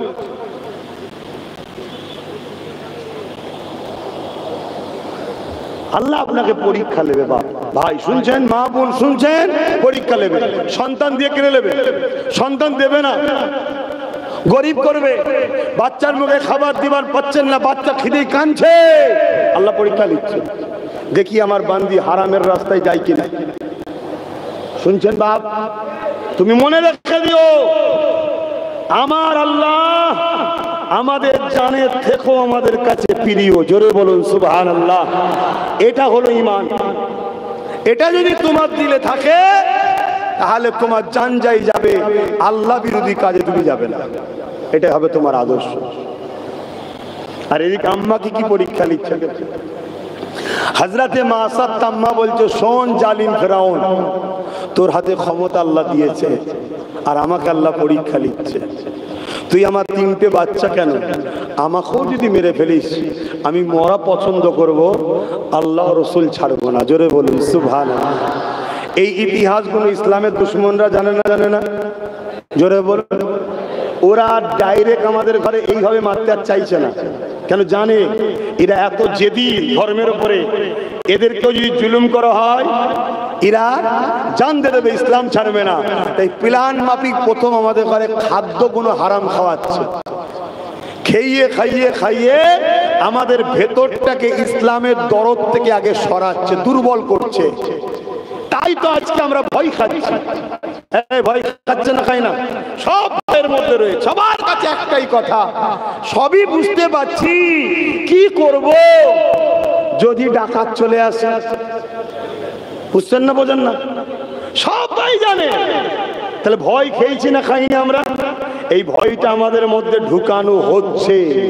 আর মনে রাখবে যে আল্লাহ ছাড়া অন্য কাউকে ভয় করবে, আল্লাহ তাকে দুনিয়ায় জিল্লাত দেবে তাদের হাতেই। আর যারা আল্লাহকে ভয় করে তাদেরকে কেউ মিটাতে পারে না। জোরে বলুন সুবহানাল্লাহ। মনে রাখবে, মৃত্যুটা বড় জিনিস নয়, মৃত্যু তো হবেই রে বাবা। তুমি যদি ভারতের প্রধানমন্ত্রীও হও তাও তোমার মৃত্যু হবে, আমেরিকাও যদি প্রধানমন্ত্রী হও তাও মৃত্যু হবে, রাজ্য যদি সিএমও হও তুমি তাও তোমার মৃত্যু হবে। যত বড় বিশ্বাস হও না কেন, মৃত্যু হবে না, হবে না। মৃত্যুটা বড় কথা নয়। হিরো মৃত্যুর পরে তোমার চর্চা, তোমার আলোচনা, তোমার কামিয়াবি কোন জায়গায়, জাহান্নামে গেলে না জান্নাতে গেলে, এটাই তো আসল বিষয় নাকি গো? ঈমান, এটাই তো ইসলাম। তো ভাইরা আমার, কি কথা বলছিলাম? হযরতে মাসাদ তাম্মা বলছে, আমাকে মেরে ফেললো, আমি আহা কি ঈমান দেখি। আর আজকে আমাদের দশা, বাপেরা, নজওয়ান তরুণেরা, হযরত আম্মা জান মাসাদ তার এই কথাটা শুনে ফেরাউন ঘোষণা করে দিল তার সৈন্যদেরকে, মাসাদ তার বড় ছেলেটাকে নিয়ে গিয়ে ওই গরম করা তেলেতে ফেলে দাও। এ যুবকেরা, তরুণেরা উঁচু জায়গাতে দাঁড় করিয়ে রেখেছে। গরম করা তেলেতে বাচ্চাকে যখন ফেলে দিল, বাচ্চা ছটফট করতে লেগেছে আর কলেমা পড়তে পড়তে জীবনে দুনিয়া থেকে বিদায় নিয়ে চলে যায়। ইন্না লিল্লাহি ওয়া ইন্না ইলাইহি রাজিউন। বাচ্চাটা থেমে গেল, মাসাদ চোখ দিয়ে পানি বেরিয়ে গেল। ফেরাউন মনে করলো মাসাদ হয়তো ভয় খেয়ে গেছে, এই বলতে লাগলো, মাসাদ তারে এখনো দুটো সন্তান নিজের জানটাকে বাঁচাতে পারবে, যদি তুমি আমাকে খোদা বলে মেনে নাও, আমার দলে চলে আসো। শুনছেন? এইভাবে আমাদেরকে এখন করছেন। আমাদেরকে কিভাবে করছে বলতে গেলাম, কিভাবে হারাম খাদ্য খাইয়ে। যেমন একটা পরিকল্পনা চলছে রাষ্ট্রীয়ভাবে রেশনের মধ্যে দিয়ে প্রত্যেকটা মুসলমানের ঈমানকে চুরি করার জন্য সরকার আমাদের ইসলামে যে খাদ্যটা ইজাজত নাই, হারাম, সেই খাদ্য বাড়ি বাড়ি দেওয়া হচ্ছে। চেষ্টা চলছে না চলে না? কত বড় বদমাইশ দেখেছেন, কত বড় ইসলামের দুশ্মন দেখেছেন না দেখেননি? এরপরও অনেক আলেম ওলামা, ইমাম, পীর, পীরজাদা এদের এখনো সাফাই গাইছে। তাহলে কি মুনাফিক চিনা যাচ্ছে না যায়নি? ওয়াজ করবো না থাকবে? ওয়াজ একে বলে এই বাবারা বাবারা বাবারা বাবারা সব ভালো সব ভালো, ওটা ওয়াজের নাম না, ওটা ভণ্ডমি করতে এসছে। সমাজ সে দাও, জানতে দেবে, ছাড়বে না। অতএব ওকে প্রথম হারাম খাওয়া, ওর ধর্মে যে খাদ্য নিষেধ যেটা খাওয়া, যেখানে শিরক যুক্ত কাজ হয় বা কোনো গান বাজনা বাজে, এই মেলার খাদ্য খাওয়াটাও কি হারাম? ওই খাবার কেউ খেলে ঈমান চলে যাবে। শুনছেন তো নাকি? সেইখানে একটা রাজ্যের প্রধান, তার উচিত ছিল শিক্ষা, স্বাস্থ্য, রুজি রুটির কথা, কর্মসংস্থানের কথা ভাবা, তা না করে রাষ্ট্রীয় ফান্ড দিয়ে সে একটা ধর্মস্থান করেছে। রাষ্ট্রীয় ফান্ড, তার ধর্ম সে করতে পারে, আমার আর এলে কোনো আলোচনা নেই, কিন্তু রাষ্ট্রীয় ফান্ড দিয়ে করেছে। তারপরেও সে যদি বলে রাষ্ট্রীয় ফান্ড আমার কাছে আছে করব, তাহলে আমি বলবো শিখ, পাঞ্জাবি, আদিবাসী, দলিত সবার করতে হবে, আমাদেরও একটা 200 কোটি টাকা হলো খরচ করে দিতে হবে। ঠিক না বে ঠিক? না হয় তুমি একজনদের সবার নয়। কিন্তু তার থেকেও ভয়ানক বিষয় কি বললাম, যেটাকে এতে নিষেধ করেছে, যেমন অন্য ধর্মের ভাইদের অনেক খাদ্য আছে নিষেধ করা। ঠিক না বেঠিক? আমাদের কি উচিত হবে তাদেরকে চক্রান্ত করে কোনো ভুল বুঝিয়ে খাওয়ানো? না, তাহলে শয়তান হবে, শয়তান। তুমি মুনাফিক, তুমি চিটিংবাজ, তুমি বদমাইশ, তুমি মানুষের আস্থার উপরে আঘাত দিচ্ছ। যেমন ব্রিটিশরা করেছিল কি, এনফিল্ড রাইফেলের মধ্যে শুয়োর ও গরুর চামড়া দিয়েছিল। কেন শুয়োরের চামড়া মুসলমানরা মুখে দেবে না, আর গরুর চামড়া হিন্দু ভাইরা মুখে দেবে না? আর এনফিল্ড রাইফেলের টুটাকে মুখ দিয়ে ছিঁড়ে তারপরে মারতে হতো। আজকেও সেই ব্রিটিশদের অনুসরণ করে দেখুন আমাদেরকে কিভাবে ধর্ম থেকে সরাতে চাইছে। এই জায়গায় যদি ইসলামের অনুসারীরা এই ইসলাম বিদ্বেষীদের বিরুদ্ধে সংগঠিত হয়ে লড়াই যদি না করো, আল্লাহর জাত পাকের কসম করে বলছি, এর হাতে আল্লাহ তোমাদেরকে মিটিয়ে দেবে। শুনছেন আমার কথা? না কষ্ট হচ্ছে কারো? যে হুজুর এ কথা বলবেন কেন? আগে যে ওকে বলবে যা, যে আমার ধর্মে নিষেধ যেটা সেটা করছিস কেন? কথা মাথায় ঢুকছে না? ঢুকে না? আমি তো কাউকে খাওয়াতে যাইনি, আমি অন্য ধর্মের ভাইদের কোনো ধর্মীয় ভাবাবেগের জিনিসকে আমি খাওয়াতে যাচ্ছি, তাহলে তুই আমার ধর্ম ক্ষতি করছিস কেন? আহা, আমি জানি না জুম্মায় ইমাম সাহেবরা এলে আলোচনা করেছে কি আমার জানা নাই, এলিয়ে জুম্মায় মুসলিতে করে সতর্ক করেছে কি আমার জানা নাই। তবে আমার রাসূলুল্লাহর একটা হাদিস আপনাদের বলে যায়, আল্লাহ নবী বললেন আখরি জামানায় মসজিদ ভর্তি নামাজি থাকবে, একটা ইমানদার থাকবে না। এই শুনছেন? তার পরিকল্পনার একটা পরিকল্পনা হচ্ছে এইটা। এইভাবে যদি শিরক যুক্ত খাবার আমাদেরকে খাওয়ায়, ঈমান থাকবে? আরে কথা বলছে না তো। লোক দেখছে মিষ্টি, তো মিষ্টি নয়, কি উদ্দেশ্য বল? শুনছেন না শোনেন? আবার আমাদের সমাজে একটা বাক্য চলে কি, ধর্ম যার যার উৎসব। এটা ইসলাম বিদ্বেষীদের কথা। ধর্ম যার যার উৎসব সবার একথা যদি মুসলমান বলে, সঙ্গে সঙ্গে মুসলমানটা বেঈমানে যাবে। কেন? ধর্মকে কেন্দ্র করে উৎসব হয়, আর যে উৎসবে শিরক হয় ওই উৎসব কখনো ইসলামের অনুসারীদের আমাদের হতে পারে না। তারটা তার কাছে, আমরা সে নিয়ে কোনো সমালোচনায় যাচ্ছি না, কিন্তু আমার ধর্মের উপরে পুরো দেশ জুড়ে, পুরো পৃথিবী জুড়ে আমার ধর্মের উপরে টার্গেট করা হয়েছে না হয়নি? এসব ওয়াজ শুনেছে কখনো? এরা জানি না, এরা জানি মিষ্টি তো সবাই কি কেন? এদেরকে এইভাবে বোঝানো হয় না। আর এদের ভেতরে হারাম খাদ্য ঢুকে গেছে বলেই আব্বাস সিদ্দিকী যখন জালিমদের বিরুদ্ধে বলে, আমার কওমের যুবকরা বলে আব্বাস সিদ্দিকীকে আমার গ্রামে ঢুকতে দেওয়া হবে না। মুসলিমরাই বলে, অমুসলিমরা আমার বিরোধী করে না তো। কেন আমি অমুসলিমদের ধর্মীয় ম্যাটারে আমি চাই না। তাদের বিশ্বাস, তাদের আস্থা, তাদের দেবতা, তাদের মন্দির, তারা কি করবে সব তাদের ব্যাপার, বলি আমার কোনো ইন্টারেস্ট নাই।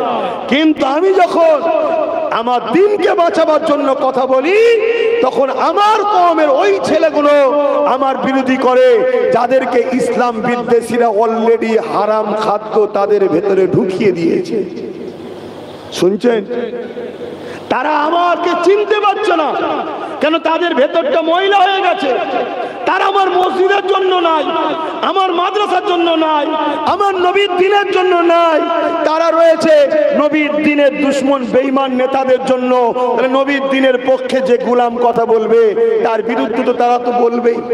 কি বলবে না, বলবে না? আমি দোয়া করি আমার ওই শ্রেণীর ভাইদের জন্য, আল্লাহ এরা বোঝেন, এদেরকে প্ল্যান মাফিক খাওয়ানো হয়েছে, এদেরকে হিদায়েত দেন, এদেরকে তওবা করার তৌফিক দেন, এদেরকে ইসলাম ও মুহাম্মদ সাল্লাল্লাহু আলাইহি ওয়াসাল্লামের প্রেমিক বানিয়ে দিনের মুজাহিদ বানিয়ে দেন। বলুন আল্লাহুম্মা আমিন। আরো জোরে বলুন আল্লাহুম্মা আমিন। এ যুবক শোনো, তোমার দ্বারা তোমার কওমের ভাইকে প্রথম মারা হচ্ছে, তোমার দ্বারা প্রথম তোমার কওমকে গোলামি করানো হচ্ছে, তোমার দ্বারা তোমার কওমকে প্রথম কিনা হচ্ছে, তোমার দ্বারা তোমার কওমের অধিকারকে প্রথম হরণ করা হচ্ছে। তারপরে যখন তোমার কওমের ভালো মানুষগুলো মারা যাবে, শেষ হয়ে যাবে, দুর্বল হয়ে যাবে, এ আমার কওম, তোমাদের পালা আসবে, তোমাদেরকেও কিন্তু এরা কাটবে। শুনছেন তো নাকি? ওপেন বলে যাচ্ছি, অন্যায় যখন বলিনি, পৃথিবীর কোন দাদা দিদি কাউকে ভয় করিনি। অন্যায় যে বলে তার মধ্যে ভয় থাকে। অন্যায় যখন বলছি না, আর এবং আমার দেশের সংবিধান আমাকে বলার রাইট দিয়েছে, আমি আমার ধর্মের মানুষকে ধর্ম বিদ্বেষ থেকে এবং সমস্ত বুরাই থেকে বাঁচাবার জন্য আমাকে চেষ্টা বলার রাইট আমার দেশ, আমার দেশের সংবিধান দিয়েছে। দেশের কোন মন্ত্রী নেতা কে কোথায় বসে আছে, কে কি বলছে আমার দেখার দরকার নেই। কেন কত প্রধানমন্ত্রী এসেছে চলে গেছে, কত সিএম এসেছে চলে গেছে, এইসব লে ভাবার আমার সময় নয়। আমার দেশ, আমার সংবিধান আমাকে রাইট দিয়েছে। তাই আমি আমার কওমকে বাঁচাবার চেষ্টাই বলছি, খুব সাবধান হও। আজ বড় প্ল্যান চলছে, মরা মুরগি খাওয়ানো হয়। শুনছেন তো নাকি? মরা মুরগি। কোন মিটিং টিটিংয়ে যাবেন, আগের দিনের ফিস্টি হচ্ছে, মরা মুরগি এলাকার সব পোল্ট্রি থাকে না, থাকে না, সব পাঠিয়ে দেওয়া হয়, খাওয়া মুসলমানগুলোকে খাওয়া। আর আমরা হাঁটু গেলে দান ছিচ্ছে, লেগ পিসটা দে, লেগ পিসটা দে, লেগ পিসটা দে। হ্যাঁ, আসবে না, আসবেন। আমি হাসি এখানে নাটক করতেছি, তোমাদের হুঁশ নাই? প্যালেস্টাইনে তার বাচ্চার সামনে মাকে রেপ করছে, বাপের সামনে বেডিকে রেপ করছে, তোমাদের হুঁশ নাই? দেখতে পাচ্ছ না? তো কাল তো তোমাদের হবে, কাল তো তোমাদের হবে। আমি অনুরোধ করব, প্রত্যেকটা ইমাম, আলেম, উলামা হক কথা বলেন, হক কথা বলেন। অনুরোধ করছি, পীর পীরজাদা সমাজের খেদমত করছেন, এই কওমকে বাঁচাবার স্বার্থে 5-10 মিনিট হলো, পুরোটাই বলতে না পারেন, 5-10 মিনিট হলো চক্রান্ত যে ফাঁদ পাতা হচ্ছে, এ থেকে জাতিকে বাঁচাবার স্বার্থে বলেন। অনুরোধ করছি, হুকুম নয়, ছোট মানুষ, অনুরোধ করছি। আর আপনাদেরও বোঝা দরকার, কে আপন কে পর। শুধু বাড়িতে গেলে বিরিয়ানি খেয়ে দিল, আব্বাস সিদ্দিকী জিন্দাবাদ, ভাইজান জিন্দাবাদ, ভাইজান হুজুর খুব ভালো রে, দেখেছিস বিরিয়ানি খাওয়ালো রে, খাওয়া খাওয়া করে পাগলা হয়ে গেল। তোমার জন্য আব্বাস সিদ্দিকী কি বলছে এটা দেখবে না? হ্যাঁ, হাজার হাজার টাকা খরচ করে জলসা করছো, কি বলছি কি করছি এগুলো ভাবতে হবে তো নাকি? আর অসুবিধা হলে বলুন, দোয়া করে দিচ্ছি। ও বাবা, দোয়া করার সময় হয়ে গেছে। আসে না গিয়ে হযরতে মা সাদ্দার সামনে তিনার বাচ্চাটাকে শহীদ করে দিল। এবারে মা সাদ্দা আবার বলতে লাগলো, এ জালিম ফিরাউন রে, তুমি যতই চেষ্টা করো না কেন আমাকে কোনোভাবে আমার দিল থেকে আল্লাহ রাসূলকে সরাতে পারবে না। এই সময় ফিরাউন বলতে লাগলো, এ আমার সৈন্যরা, মা সাদ্দার দ্বিতীয় বাচ্চাটাকে আগুনে এমন করে গরম তেলে ফেলে দাও। আবার দ্বিতীয় বাচ্চাটাকে ফেলে দেওয়া হলো। ছোট বাচ্চা মা মা করে ডাকতেছে, তাকে আগুনে ফেলে দেওয়া হলো। কিছুক্ষণ পরে সেও ইন্না লিল্লাহি ওয়া ইন্না ইলাইহি রাজিউন। আবার ফিরাউন বলতে লেগেছে, মা সাদ্দা, এখনো তোমার কোলে একটা বাচ্চা আছে, নিজের জানটা রয়েছে, এটাকে নিয়ে তুমি ঘরে ফিরে যাও, তোমাকে আমি আজাদ করে দেবো, অনেক ধন দৌলত দেবো, তুমি আমার কথা মেনে নাও, আমাকে খোদা বলে মেনে নাও, আমার দলে চলে আসো। হযরতে মা সাদ্দা চোখ ভরা পানি রে বলতে লেগেছে, এ জালিম, ভয় কর সেই সুরজটাকে যিনার কাছে কোনো কিছু লুকানো যায় না, যিনি আজকে সবই দেখছে। আমি তিনার কাছে সাহায্য চাই, আমার বাচ্চা যাই যাক, জান যাই যাক, আমি তিনার কাছে সাহায্য চাই। আল্লাহ যেন আমার ঈমানকে বাঁচায়। কি ঈমান, কি ঈমান! ফিরাউন আবার হুকুম করে দিল, ছোট বাচ্চাটাকে ফেলে দাও। আহা, যেটা মায়ের বুকের সঙ্গে জড়িয়েছিল। একবার প্র্যাকটিক্যাল ভাবো তো, ভাবো, তোমার বুক থেকে টেনে নিয়ে তোমার বাচ্চাকে যদি একটা বড় গুল সুই দিয়ে ইনজেকশন দিতে যায়, তোমার কেমন হবে বলো তো? বলো বলো বলো। ও, তোমার বাচ্চার একটা উংলি কেটে গেলে তোমার কি হয় বলো তো? আর এই দিনের জন্য ইমামে হোসাইন পুরো পরিবারের, নিজের খুনের সন্তান, দুটো ভাইয়ের সন্তান মিলিয়ে পুরো পরিবারের ৭২ জনকে এই দিনের জন্য জালিম শাসক নমরুদ কি বলে এজিদের বিরুদ্ধে লড়ে দিনের জন্য কুরবানি হয়েছে। জোরে বলুন সুবহানাল্লাহ। আর তুমি আমি ৫ ওয়াক্ত নামাজ পড়ে একটু দাঁড়িয়ে রেখে হজ করে বড় তসবিহ নিয়ে আর মুসলমান দাবি করে জালিমদের সাথ দিয়ে ইসলামের ক্ষতি করে তুমি মনে করছো আমি জান্নাত চলে যাব? হ্যাঁ, আমার কথা কি কষ্ট দিচ্ছে কাউকে? আমি বলছি একটাই কারণে, যদি আমার ভাইগুলো শুনে পরিবর্তন হয়, পরিবর্তন হলে আমার ভাইদের হয়তো দুনিয়ায় একটু কষ্ট হবে। কেন? জালিমরা একটু চাপ দেবে। কিন্তু এক মুঠো হয়ে থাকলে, এইভাবে থাকলে হয়তো কষ্ট বেশি হবে, আর এইভাবে থাকলে কম। এত ভাঙা সহজ নয়। কিন্তু আমার যুবকরা যদি এই মুঠো হতে পারে, একটা দিন জুলুম খতম হবে, আমার যুবকদের বাচ্চারা, ভাইদের বাচ্চারা একদিন শান্তি নিরাপদের একটা সমাজও পাবে। জোরে বলুন সুবহানাল্লাহ। এবং তোমরা পরকালে চির শান্তির জান্নাতটাও পাবে। জোরে বলুন সুবহানাল্লাহ। এজন্য বুঝাচ্ছি তো।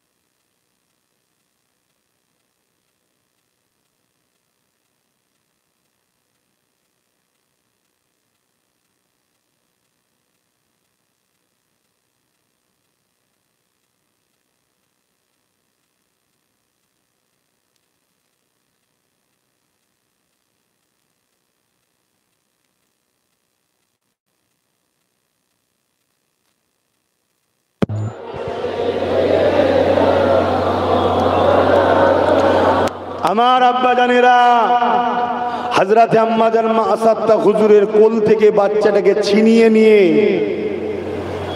ছোট্ট বাচ্চা আগুনে ফেলে দিল, এই কড়ার তেলে ফেলে দিল।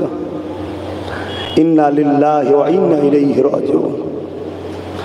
আম্মাজান মা আসাত্তা আবার বলছে, মা আসাত্তা এখনো সময় আছে, তোর জানটা বাঁচা। আম্মা জান ওই সময় বলেছিলেন, এ জালিম মা তার সন্তানদেরকে কত ভালোবাসে তুই জানিস কি জানি না? নিজের জানের থেকে মায়েরা বাচ্চাদেরকে বেশি ভালোবাসে, ঠিক না বেঠি? হ্যাঁ, আমার মায়েরা শুনছে, ও আমার আম্মা জানেরা, অবশ্যই আল্লাহ আপনাদেরকে বড় মায়া দিয়েছে, বড় মমতা দিয়েছে, কিন্তু মারে বাচ্চা থেকে প্রিয় হলো আল্লাহ, বাচ্চা থেকে প্রিয় হলো রাসূলুল্লাহ, বাচ্চা থেকে প্রিয় হলো কালামুল্লাহ, বাচ্চা থেকে প্রিয় হলো দ্বীন ইসলাম। আমি তুমি বেঁচে থাকার কোনো জরুরি নাই, আমি তুমি মরে গেলে কোনো অসুবিধাও নাই, কিন্তু আমার দিনের কোনো ক্ষতি হওয়া যেতে দেবে না। এ যুবকেরা, তরুণীরা, হযরতে মা সাদ্দা চোখ ভরা পানি নিয়ে বড় ঘাবড়াতে লেগেছে। কি অবস্থা হয়ে গেল, কি হয়ে গেল? আসমানে দিয়ে মুখ তুলে আল্লাহ আল্লাহ আল্লাহ করে আওয়াজ দিতে লেগেছে।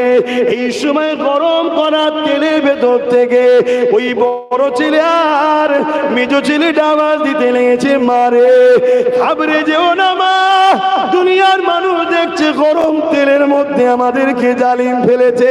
মারে জান বেরোনোর কষ্ট তো সামান্য হয়, তবে অতটাও কষ্ট আল্লাহ আমাদেরকে দেয়নি মা। এই গরম তেলের মধ্যে আল্লাহ আমাদেরকে তিন ভাইকে জান্নাত দেখাতে লেগেছে। মারে গরম তেল দুনিয়া দেখছে, কিন্তু এই গরম তেলের মধ্যে শান্তি আল্লাহ রেখেছে। হে আমাদের আম্মা, ঘাবড়ে যাবেন না মা। হযরতে মা সাদ্দাকে নিয়ে ওই গরম তেলেতে ফেলে দেয়া হলো। ইন্না লিল্লাহি ওয়া ইন্না ইলাইহি রাজিউন। তথাপিও তারা জীবন দিয়েছে আল্লাহর জন্য, দ্বীনের জন্য। আল্লাহ তো মৃত্যু তো সবারই হবে, মৃত্যুকেও হালকা করে দিয়েছে এবং জান্নাত তাদের ডাইরেক্ট আল্লাহ দিয়ে দিয়েছে।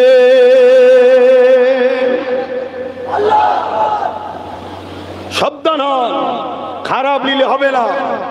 আমার ইমাম আলেম ওলামা ভাইদেরকে সম্মানের সাথে বলছি, 2,5-3 হাজার টাকায় বিক্রি হয়ে যাবেন না, 2,5-3 হাজার টাকায় বিক্রি হয়ে যাবেন না। প্রথম কথা হচ্ছে ওই টাকাটা কিসের আপনাকে জানতে হবে। খোলাসা বলেছে কিসের টাকা? মদের টাকা, সুদের টাকা, দেহ বিক্রি করা টাকা, কিসের টাকা জানেন না? এই অনুরোধ করে যাচ্ছি, আমার বিরোধী করবেন না। আপনারা যদি আমার সাথ দেন, ওয়াকাফ যেটা আপনাদের সম্পদ, এই সম্পদ থেকে পার মাসে 20,000 টাকা ইমামদের, মুয়াজ্জিনদের 10-12 হাজার টাকা দেওয়া যাবে, তাও একটুও কমবে না। এত টাকা আমাদের আছে। শুনছেন? যদি বিশ্বাস করেন আমার সাথ দেন। কিন্তু এই সামান্য পয়সা নিয়ে যদি আপনি মসজিদে দাঁড়িয়ে মুসল্লিদেরকে বলতে না পারেন, এ মুসল্লিরা, আজ কেন্দ্র সরকার ওয়াকফ কালা কানুন তৈরি করে আমাদের মসজিদ মাদ্রাসা দ্বীন ইসলামের ঐতিহ্যকে মিটাতে চাইছে, আমাদেরকে ভুলে গেলে চলবে না। কেন্দ্র সরকারের এই কালা কানুনের বিরুদ্ধে আমাদেরকে লড়াই করতে হবে। পাশাপাশি রাজ্য সরকার, সে আমাদের দরদি বলে, কিন্তু আজকে তার মুখোশ খুলে গেল। সে নিজে বলছে কেন্দ্রের বিরুদ্ধে এই বাংলায় আন্দোলন করা যাবে না। মসজিদ মাদ্রাসা কবরস্থান নিয়ে, ওয়াকফ নিয়ে যারা কথা বলবে, তারা আমার সবথেকে বড় দুশমন হবে। অতএব নামাজি মুসল্লিরা শোনো, কেন্দ্র সরকার হলো মসজিদ মাদ্রাসা ইসলামের প্রকাশ্য দুশমন, আর রাজ্য সরকার হলো আমাদের সামনে ঘুমটা দিয়ে ইসলামের ভেতরে ভেতরে বন্ধু সেজে মুনাফিক দুশমন। এই কথা যদি ইমাম তুমি মসজিদে বলতে না পারো, আমার ইমাম বন্ধুদের বলে যাচ্ছি, আল্লাহর জাত পাকের কসম করে বলছি, ওই মসজিদের মধ্যে আগামী দিন তোমাকে পুরানো হবে, তোমার পাশে কেউ জাতি দাঁড়াবে না। তার নমুনা একটা বলে যাচ্ছি, এই বাড়াইপুরে মসজিদের ভেতরে ঢুকে পিশাব করে দিচ্ছে। ইমামের বাড়ি পুড়াতে গেছে, ইমাম পালিয়েছিল তাই বাড়িটা পুড়িয়েছে, বিচার হয়েছে? হয়নি।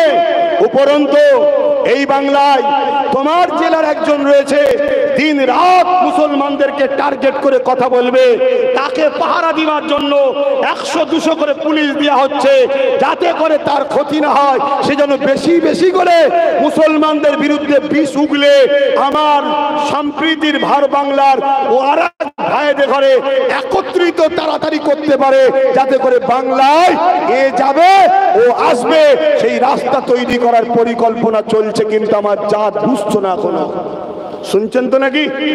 দ্বিতীয় নম্বর, আমাদের সমাজে কিছু আলেম উলামা, পীর পীরজাদা, কেউ একটা গাড়ির জন্য, কেউ একটা আলোর জন্য, কেউ একটা ঘরের, কেউ একটা পদের জন্য, কার পিছনে দুটো গাড়ি ছুটবে, কার আগে পুলিশ গাড়ি, পিছনে পুলিশ গাড়ি, কেউ একটা স্করপিও, কেউ একটা ফরচুনার পাওয়ার জন্য আমার জাতের রাহনুমা সেজে অনেক আলেম উলামা পীরজাদা আছে, যারা এই সমাজের নিরীহ মুসলমানগুলোকে এই জালিমদের হাতে বিক্রি করছে। এই গাদ্দারদের ঘরেও চিনা দরকার আছে না? না, যদি চিনতে না পারো তাহলে বড় ভয়ানক বিপদ তোমাদের জন্য অপেক্ষা করছে। আমি জানি এই কথা বলার জন্য আমার জলসা কাটবে, এই কথা বলার জন্য আমার জলসায় যারা যাবে তাদেরকে টার্গেট করা হবে। দীর্ঘ 5 বছর ধরে সরকার টার্গেট করছে, তার আগে আরো অনেকে টার্গেট করেছে।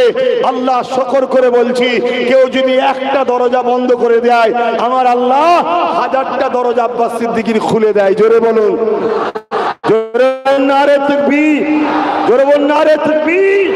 কিন্তু আমি ভুল কিছু বলছি, ভুল কিছু বললাম।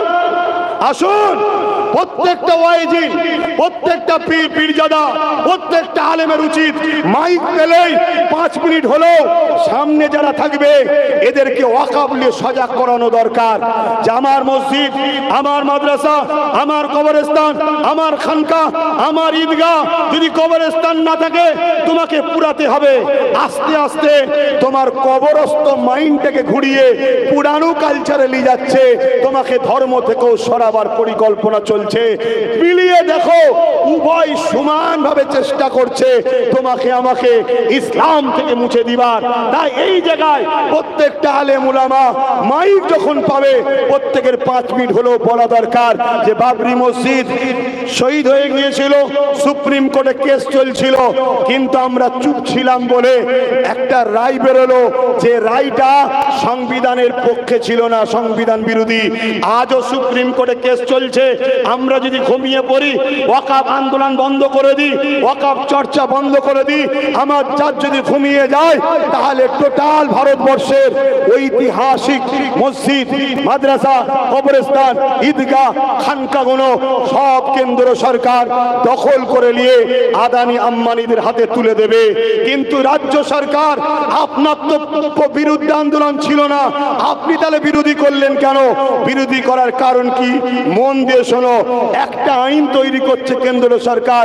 ওই আইনে লিখেছে, কেউ যদি ওয়াকফ সম্পদকে 12 বছর দখল করে রাখে, সেই ওয়াকফটা তার হয়ে যাবে। এতদিনে আইন ছিল না, এতদিন ছিল যত বছরই দখল করে রাখো, সরকার বা প্রশাসন যদি ওয়াকফ সম্পত্তির কমিটি যদি বলে উদ্ধার করে দিতে হবে, তাকে ছেড়ে দিতে হবে। কিন্তু কেন্দ্র সরকার, মুসলমানদের দুশ্মন সরকার, সে আইন তৈরি করছে 12 বছর দখল করে রাখলে তার হয়ে যাবে। রাজ্য সরকার দেখছে এই আইনটা খুব ভালো আইন। কেন? আমি নিজে ৭৫,০০০ বিঘে জমি 13-14 বছর ধরে দখল করে রেখেছি। কত বিঘে? মুসলমানদের মসজিদের জায়গা, কবরস্থানের জায়গা, খানকার জায়গা, ও আল্লাহর জায়গা দখল করবে, কোরআন দ্বীনের জায়গা দখল করবে, আর তুমি তাকে সাপোর্ট করে বলবে আমি মুসলমান? হ্যাঁ, একই রকম চিটিংবাজি। চলে আসেন, শেষ করব, কষ্টকর হচ্ছে। একটা হাদিস বলে যাচ্ছি, এই হাদিসটা শোনার পরে যদি কারো কষ্ট হয় কলেমা রদ্দ কবুল পড়ে নেবেন। হাদিস হলো এটা, রাসূল পাক সাল্লাল্লাহু আলাইহি সাল্লাম বলছেন, অন্যায় দেখলে হাত দিয়ে রোখো। বলুন, অন্যায় দেখলে হাত দিয়ে রোখো। যদি হাত দিয়ে রুখতে না পারো, মুখ দিয়ে প্রতিবাদ করো। অন্যায়ের বিরুদ্ধে খতম করার জন্য যদি মুখ দিয়ে প্রতিবাদ করতে না পারো, অন্তর থেকে ঘৃণা করো। যদি এই তিনটের মধ্যে কোনোটা তোমার মধ্যে না থাকে তাহলে তার মধ্যে ঈমান নাই। কি নাই? ঈমান নাই। নবী এমনি বলেন যে মসজিদ ভর্তি নামাজি থাকবে, একটাও ঈমানদার থাকবে না। এই একটা বলতে ইমামও ধরা পড়ছে না, পড়েনি। আসেন সবাই মুখ খোলেন। আর আব্বাস সিদ্দিকী যদি সাথ দেন, পিছনে দাঁড়ান, সামনে আসতে না। বুলেটের গুলি আগে খেতে হয়, আমি খাবো, অত ঘাবড়াচ্ছেন কেন? হ্যাঁ, বেশ থাকবো নাকি সারা জীবন? হক কথা বলতে হবে। আমি তো কারোর উপর জুলুম করছি না, কারোর উপর মিথ্যা চাপিয়ে দিচ্ছি না, কোনো ধর্মের বিরুদ্ধেও তো বলছি না, আমি জুলুমের বিরুদ্ধে কথা বলছি। ঠিক না বেঠিক? চলে আসেন। আজকে উদাহরণস্বরূপ বলছি, কেন্দ্র সরকার যে ওয়াকফ বিলটা করেছে, এটা ন্যায় করেছে না অন্যায় করেছে? নবীর হাদিস অনুযায়ী এই বিলের বিরুদ্ধে হাত দিয়ে রুখতে হবে, আমাদের হাতে ক্ষমতা নেই। দ্বিতীয় নম্বর কি? মুখ দিয়ে প্রতিবাদ করতে হবে, এটার ক্ষমতা আছে না নাই? আর যদি নাও থাকে, আগামী দিন নন্দকুমার এই আইল্যান্ডের আশপাশে কোনো জায়গায় যদি জনসভা করি কেন্দ্র সরকারের কালাকানুনের বিরুদ্ধে, একটু আশা দরকার আছে না নাই? হাত তুলে বলুন, দরকার আছে না নাই? ওইখানে বসে প্রতিবাদকে সাপোর্ট করা মানে আপনারও বলা হয়ে গেল। ঠিক না বেঠিক? তাহলে দ্বিতীয় নম্বর, মুখ দিয়ে প্রতিবাদ করো। যদি প্রতিবাদ করতে নাও পারো, অন্তত ঘৃণা করো। এই ঘৃণাও যদি করতে না পারো, রাসূলের হাদিস অনুযায়ী তার মধ্যে ঈমান, জোরে বলুন, না। মাথায় থাকবে। চলে আসে তৃতীয় নম্বর, বিলটা করেছে কে? তাহলে বিরোধী কার হবে? রাজ্য সরকার হঠাৎ করে নাক গলিয়েছে না গলায়নি? কি বলেছে? দিল্লি চলে যাও বলেছে না, বলেন? কেন?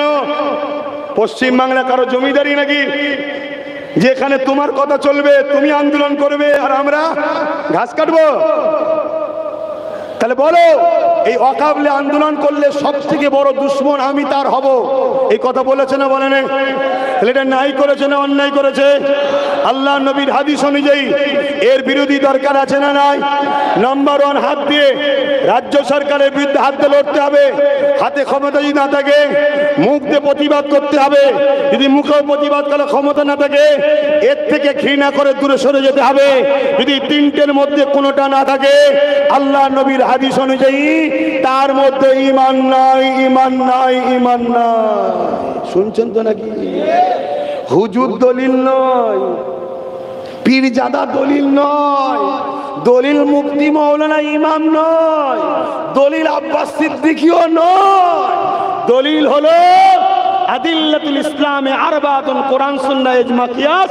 মূলত দুটো, হাবিবুল্লাহ আর কালামুল্লাহ, কোরআন শরীফ, মুহাম্মদ রাসূল সাল্লাল্লাহু আলাইহি সাল্লাম। শুনছেন তো নাকি?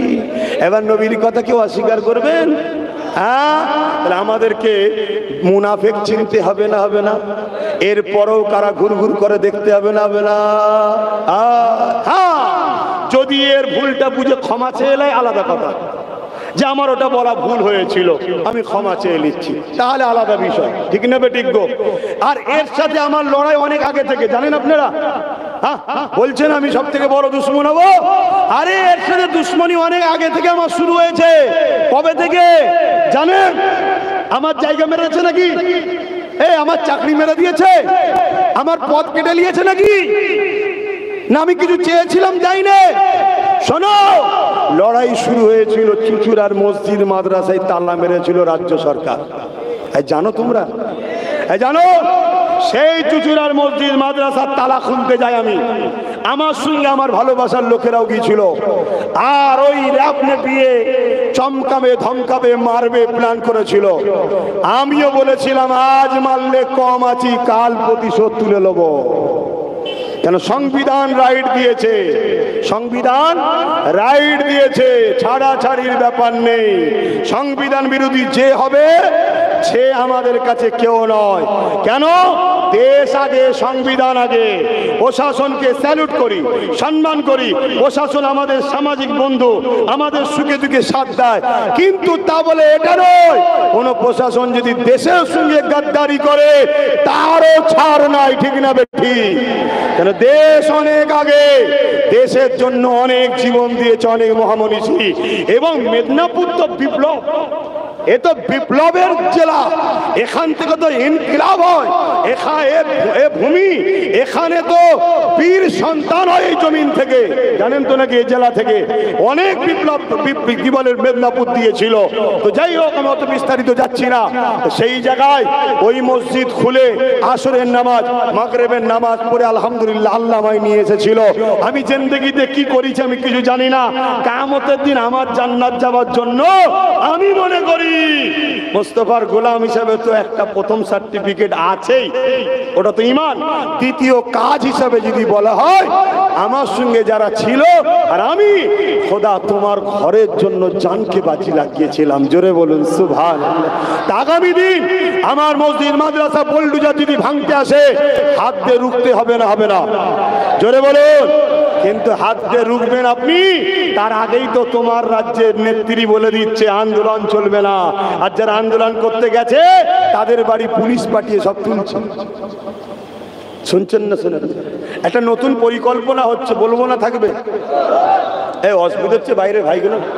একটা নতুন পরিকল্পনা হচ্ছে মুসলমানদের ফাঁসাবার, বলবো? পায়ের ওপরে পা দিয়ে ঝগড়া করো, পায়ের ওপরে পা দিয়ে ঝগড়া করো। ঝগড়া করার পর মুসলমানদের নামে ফেক কেস দাও, হাজার হাজার তুললে আসবে। কেন এমনি তুললেই বা ডাইরেক্ট শাসক যদি, কেন এর টিকে আছে মুসলমানের ভোটে, জানেন তো নাকি? তাহলে বদলাম হয়ে যাবে। শুনছেন? কিন্তু ওপর থেকে তো চাপ আসছে, এত বছর কি করছিস, মারিসনি কেন এখনো মুসলমানদের ঘরে? অন্য রাজ্যে মারছে, তুই মারিসনি কেন? শুনছেন না শোনেননি? কিন্তু মনে রাখবেন, উত্তরপ্রদেশেও মুসলমান মরছে কেন্দ্র সরকারের হাতে, বাংলাও মুসলমান মরছে রাজ্য সরকারের হাতে। মরছে না? মরে না? মরে। এই যে 9 বছরের বাচ্চারা বোম ফেটে মরলো, কার হাতে? কথা বলছে না তো। কিন্তু একটা প্ল্যান তৈরি হচ্ছে, কি জানেন? একজন কেউ ফেসবুকে আমার নবী নিয়ে, ইসলাম নিয়ে একটা নোংরা কথা লিখবে, রাগ হবে না? হবে না ভাই? আপনার ধর্ম ভালোবাসেন, আমার ধর্ম ভালো, রাগ হবে তো নাকি? ওইটা নিয়ে আপনি প্রথমে থানায় যাবেন, যে ওকে ধরেন। থানা গুরুত্ব দেবে না। থানাকে ওপর থেকে চাপ দিয়ে আছে, গুরুত্ব দেবে না। শুনছেন না? শোনেন না? তাহলে গুরুত্ব দিল না। যখন গুরুত্ব দিল না, আপনার রাগ বাড়ছে তো, আপনি কি করবেন তখন? চৌমাথাটাকে বন্ধ করবেন, ঠিক না বেঠিক? যখনই চৌমাথা বন্ধ করবে, সঙ্গে সঙ্গে ওপর থেকে আবার থানাকে বলবো, ওকে তুললে, ওই যে লিখেছিল ওকে তুলে নিয়ে, ওকে তুললে আসবে, নিয়ে এসে হালকা ধারা দেবে। কি দেবে? হালকা ধারা। যখনই তুললে আপনারা কি বলবেন? দেখেছিস এটা অন্য রাজ্যে হলো, হতো নি, আমাদের দিদির রাজ্যে দেখেছিস, তুলেছি, খুশি হয়ে গেলাম আমরা। তাহলে ওনার ভোটটাও পাকা হয়ে গেল। শুনছেন না? শোনেন না? তারপরের দিনে ও তো জামিন পেয়ে গেল।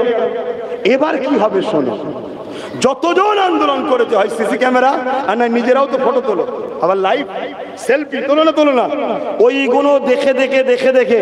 আর প্রত্যেকটা মুসলমান গ্রামে থানার লোক আছে না নাই? জালিমদের লোক আছে না নাই?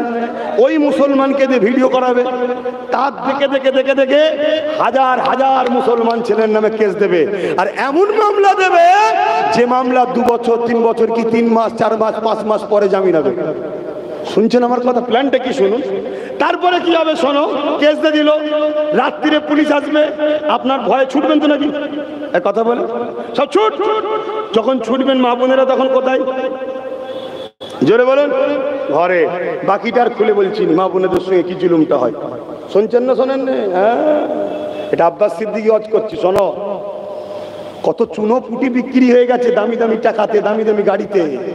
আব্বাস সিদ্দিকীর দাম কি কম মনে করছো নাকি? হ্যাঁ, ইনশাল্লাহ একটা ডাক দিচ্ছি খুব শিগগিরই ব্রিকেটে, খবর পেয়েছো তো? এখনো ডেট ঘোষণা করিনি, টার্গেট নিয়েছি 30 লক্ষের উপরে লোক হবে। কি আপনারা তাদের থাকবেন তো নাকি? হাত তুলে বলেন, থাকবেন তো নাকি? গাড়ি ভাড়া দিতে হবে? না না না না, গাড়ি ভাড়া দিয়া ভাইজান আমি নয়, আমি গাড়ি ভাড়া দিতে পারবো না। লোক জড়ো করে বিক্রি করা খদ্দের আমি নয়। নিজের পয়সায় চলো, নিজের অধিকারের জন্য চলো। শুনছেন তো? সেই জায়গায় কি হবে তারপরে? মা বোনরা বেইজ্জতি হলো। শুনছেন? আপনাকে ছুট করাচ্ছে, ধরছে, জুলুম করছে, কাজ কাম বন্ধ হলো, তাহলে ইনকাম বন্ধ হচ্ছে না? হয়নি? তারপরে যখন ধরবে, থানায় নিয়ে যে মার মার মার মার মার কুকুর পিটার মতো পিটবে। হ্যাঁ, বিরোধী করবি?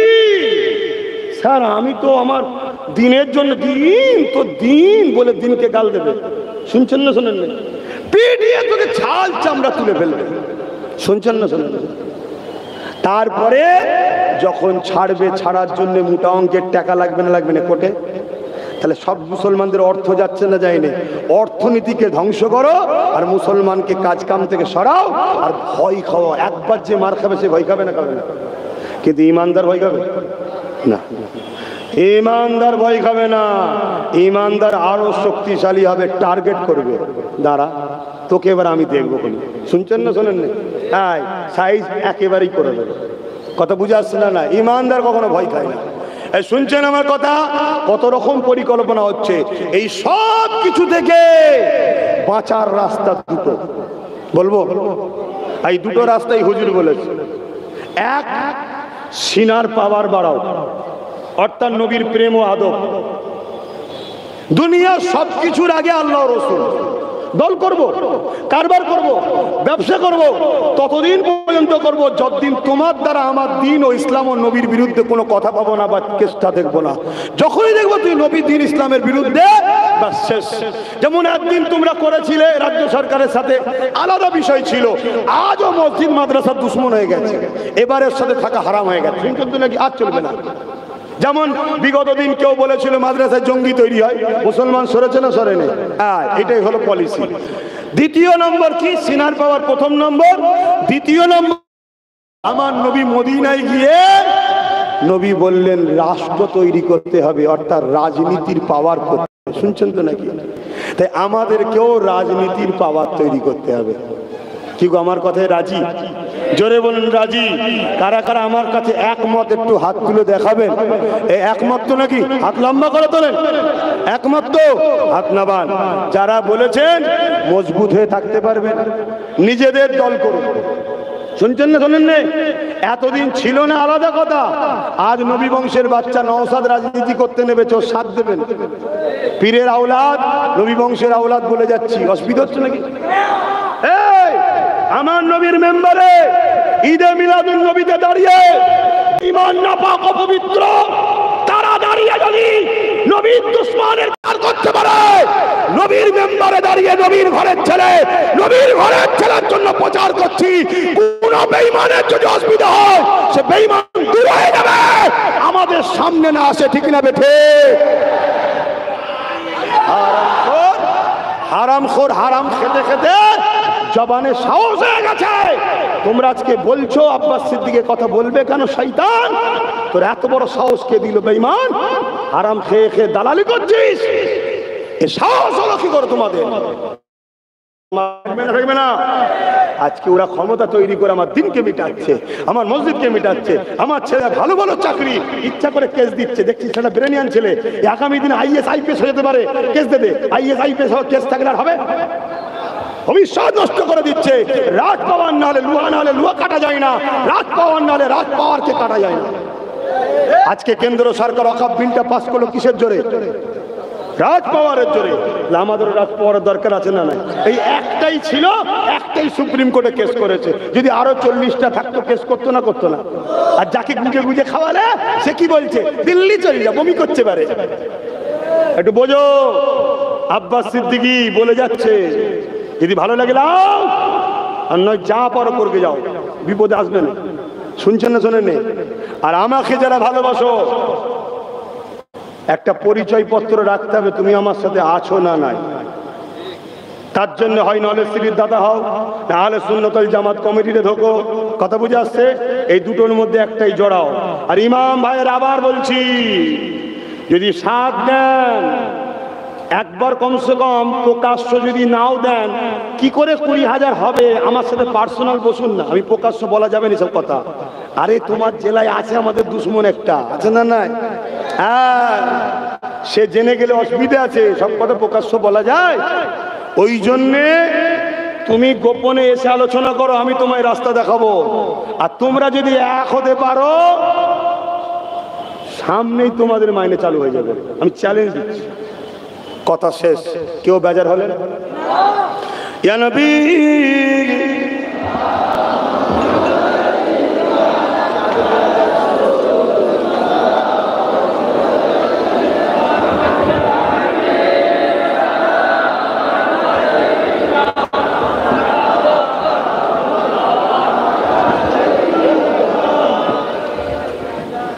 বাপ আমার কত কষ্ট হচ্ছে নাকি? ঈদ প্রীতি শুভেচ্ছা হয় না? বক্তব্য দিচ্ছে কি? বেঈমান নেতা তাই না? তো নবিয়ানা মেম্বারে দাঁড়িয়ে সেখানে ইসলামের দুশ্মনদের পক্ষে দালালি হয় না? হয় না? নবীর মেম্বারে দাঁড়িয়ে আমি আমার ভাইয়ের জন্য বলেছি, কারো কষ্ট হচ্ছে? এই তোমরা তোমার ভাইয়ের জন্য বলো না? আমি আব্বাস সিদ্দিকী ধর্ম প্রচার করি, তোমরা আমার দাদা পীরের সিলসিলার মুরিদ বা ইসলাম ধর্মের অনুসারী অন্য সিলসিলার হলেও তোমাদের সবাইকে আমি ভালোবাসি। কারণ ভারতবর্ষের 4টে সিলসিলা আছে, দেওবন্দি, বেরেলি, জোনপুরি, ফুরফুরা। এই 4 সিলসিলার মুরব্বী যারা, তারা সব আহলে সুন্নাত ওয়াল জামাত হক জান্নাতি। জোরে বলুন সুবহানাল্লাহ। শুনছেন? নিচু তলায় কিছু আমাদের মধ্যে একটু টানাটানি খেয়ে হচ্ছে, সব এগুলো সব ভাগটা খেয়ে না করে সব মীমাংসা করে লিয়া দরকার, ঠিক না বেটি? আসুন একতা হই, সবাইকে ওপেন কল দিচ্ছে, আসেন। প্রতি জুম্মার দিন থাকি, বাদ সন্ধে আসবেন, অফিসে আলোচনা হবে। আলেম ওলামা ইমাম ভাইরা আসেন, আসেন আসেন আসেন। না একা একা থাকবেন, একা একা মরবেন, কেউ পাশে পাবেন না, সব দরদি দেখে লিয়েছি বাবা, দেখে লিয়েছি সব। কি গো তোমরা এখানে সব রয়েছো, কি অসুবিধা হচ্ছে নাকি? হ্যাঁ, আমার ওই দাদারা অসুবিধা হচ্ছে না তো?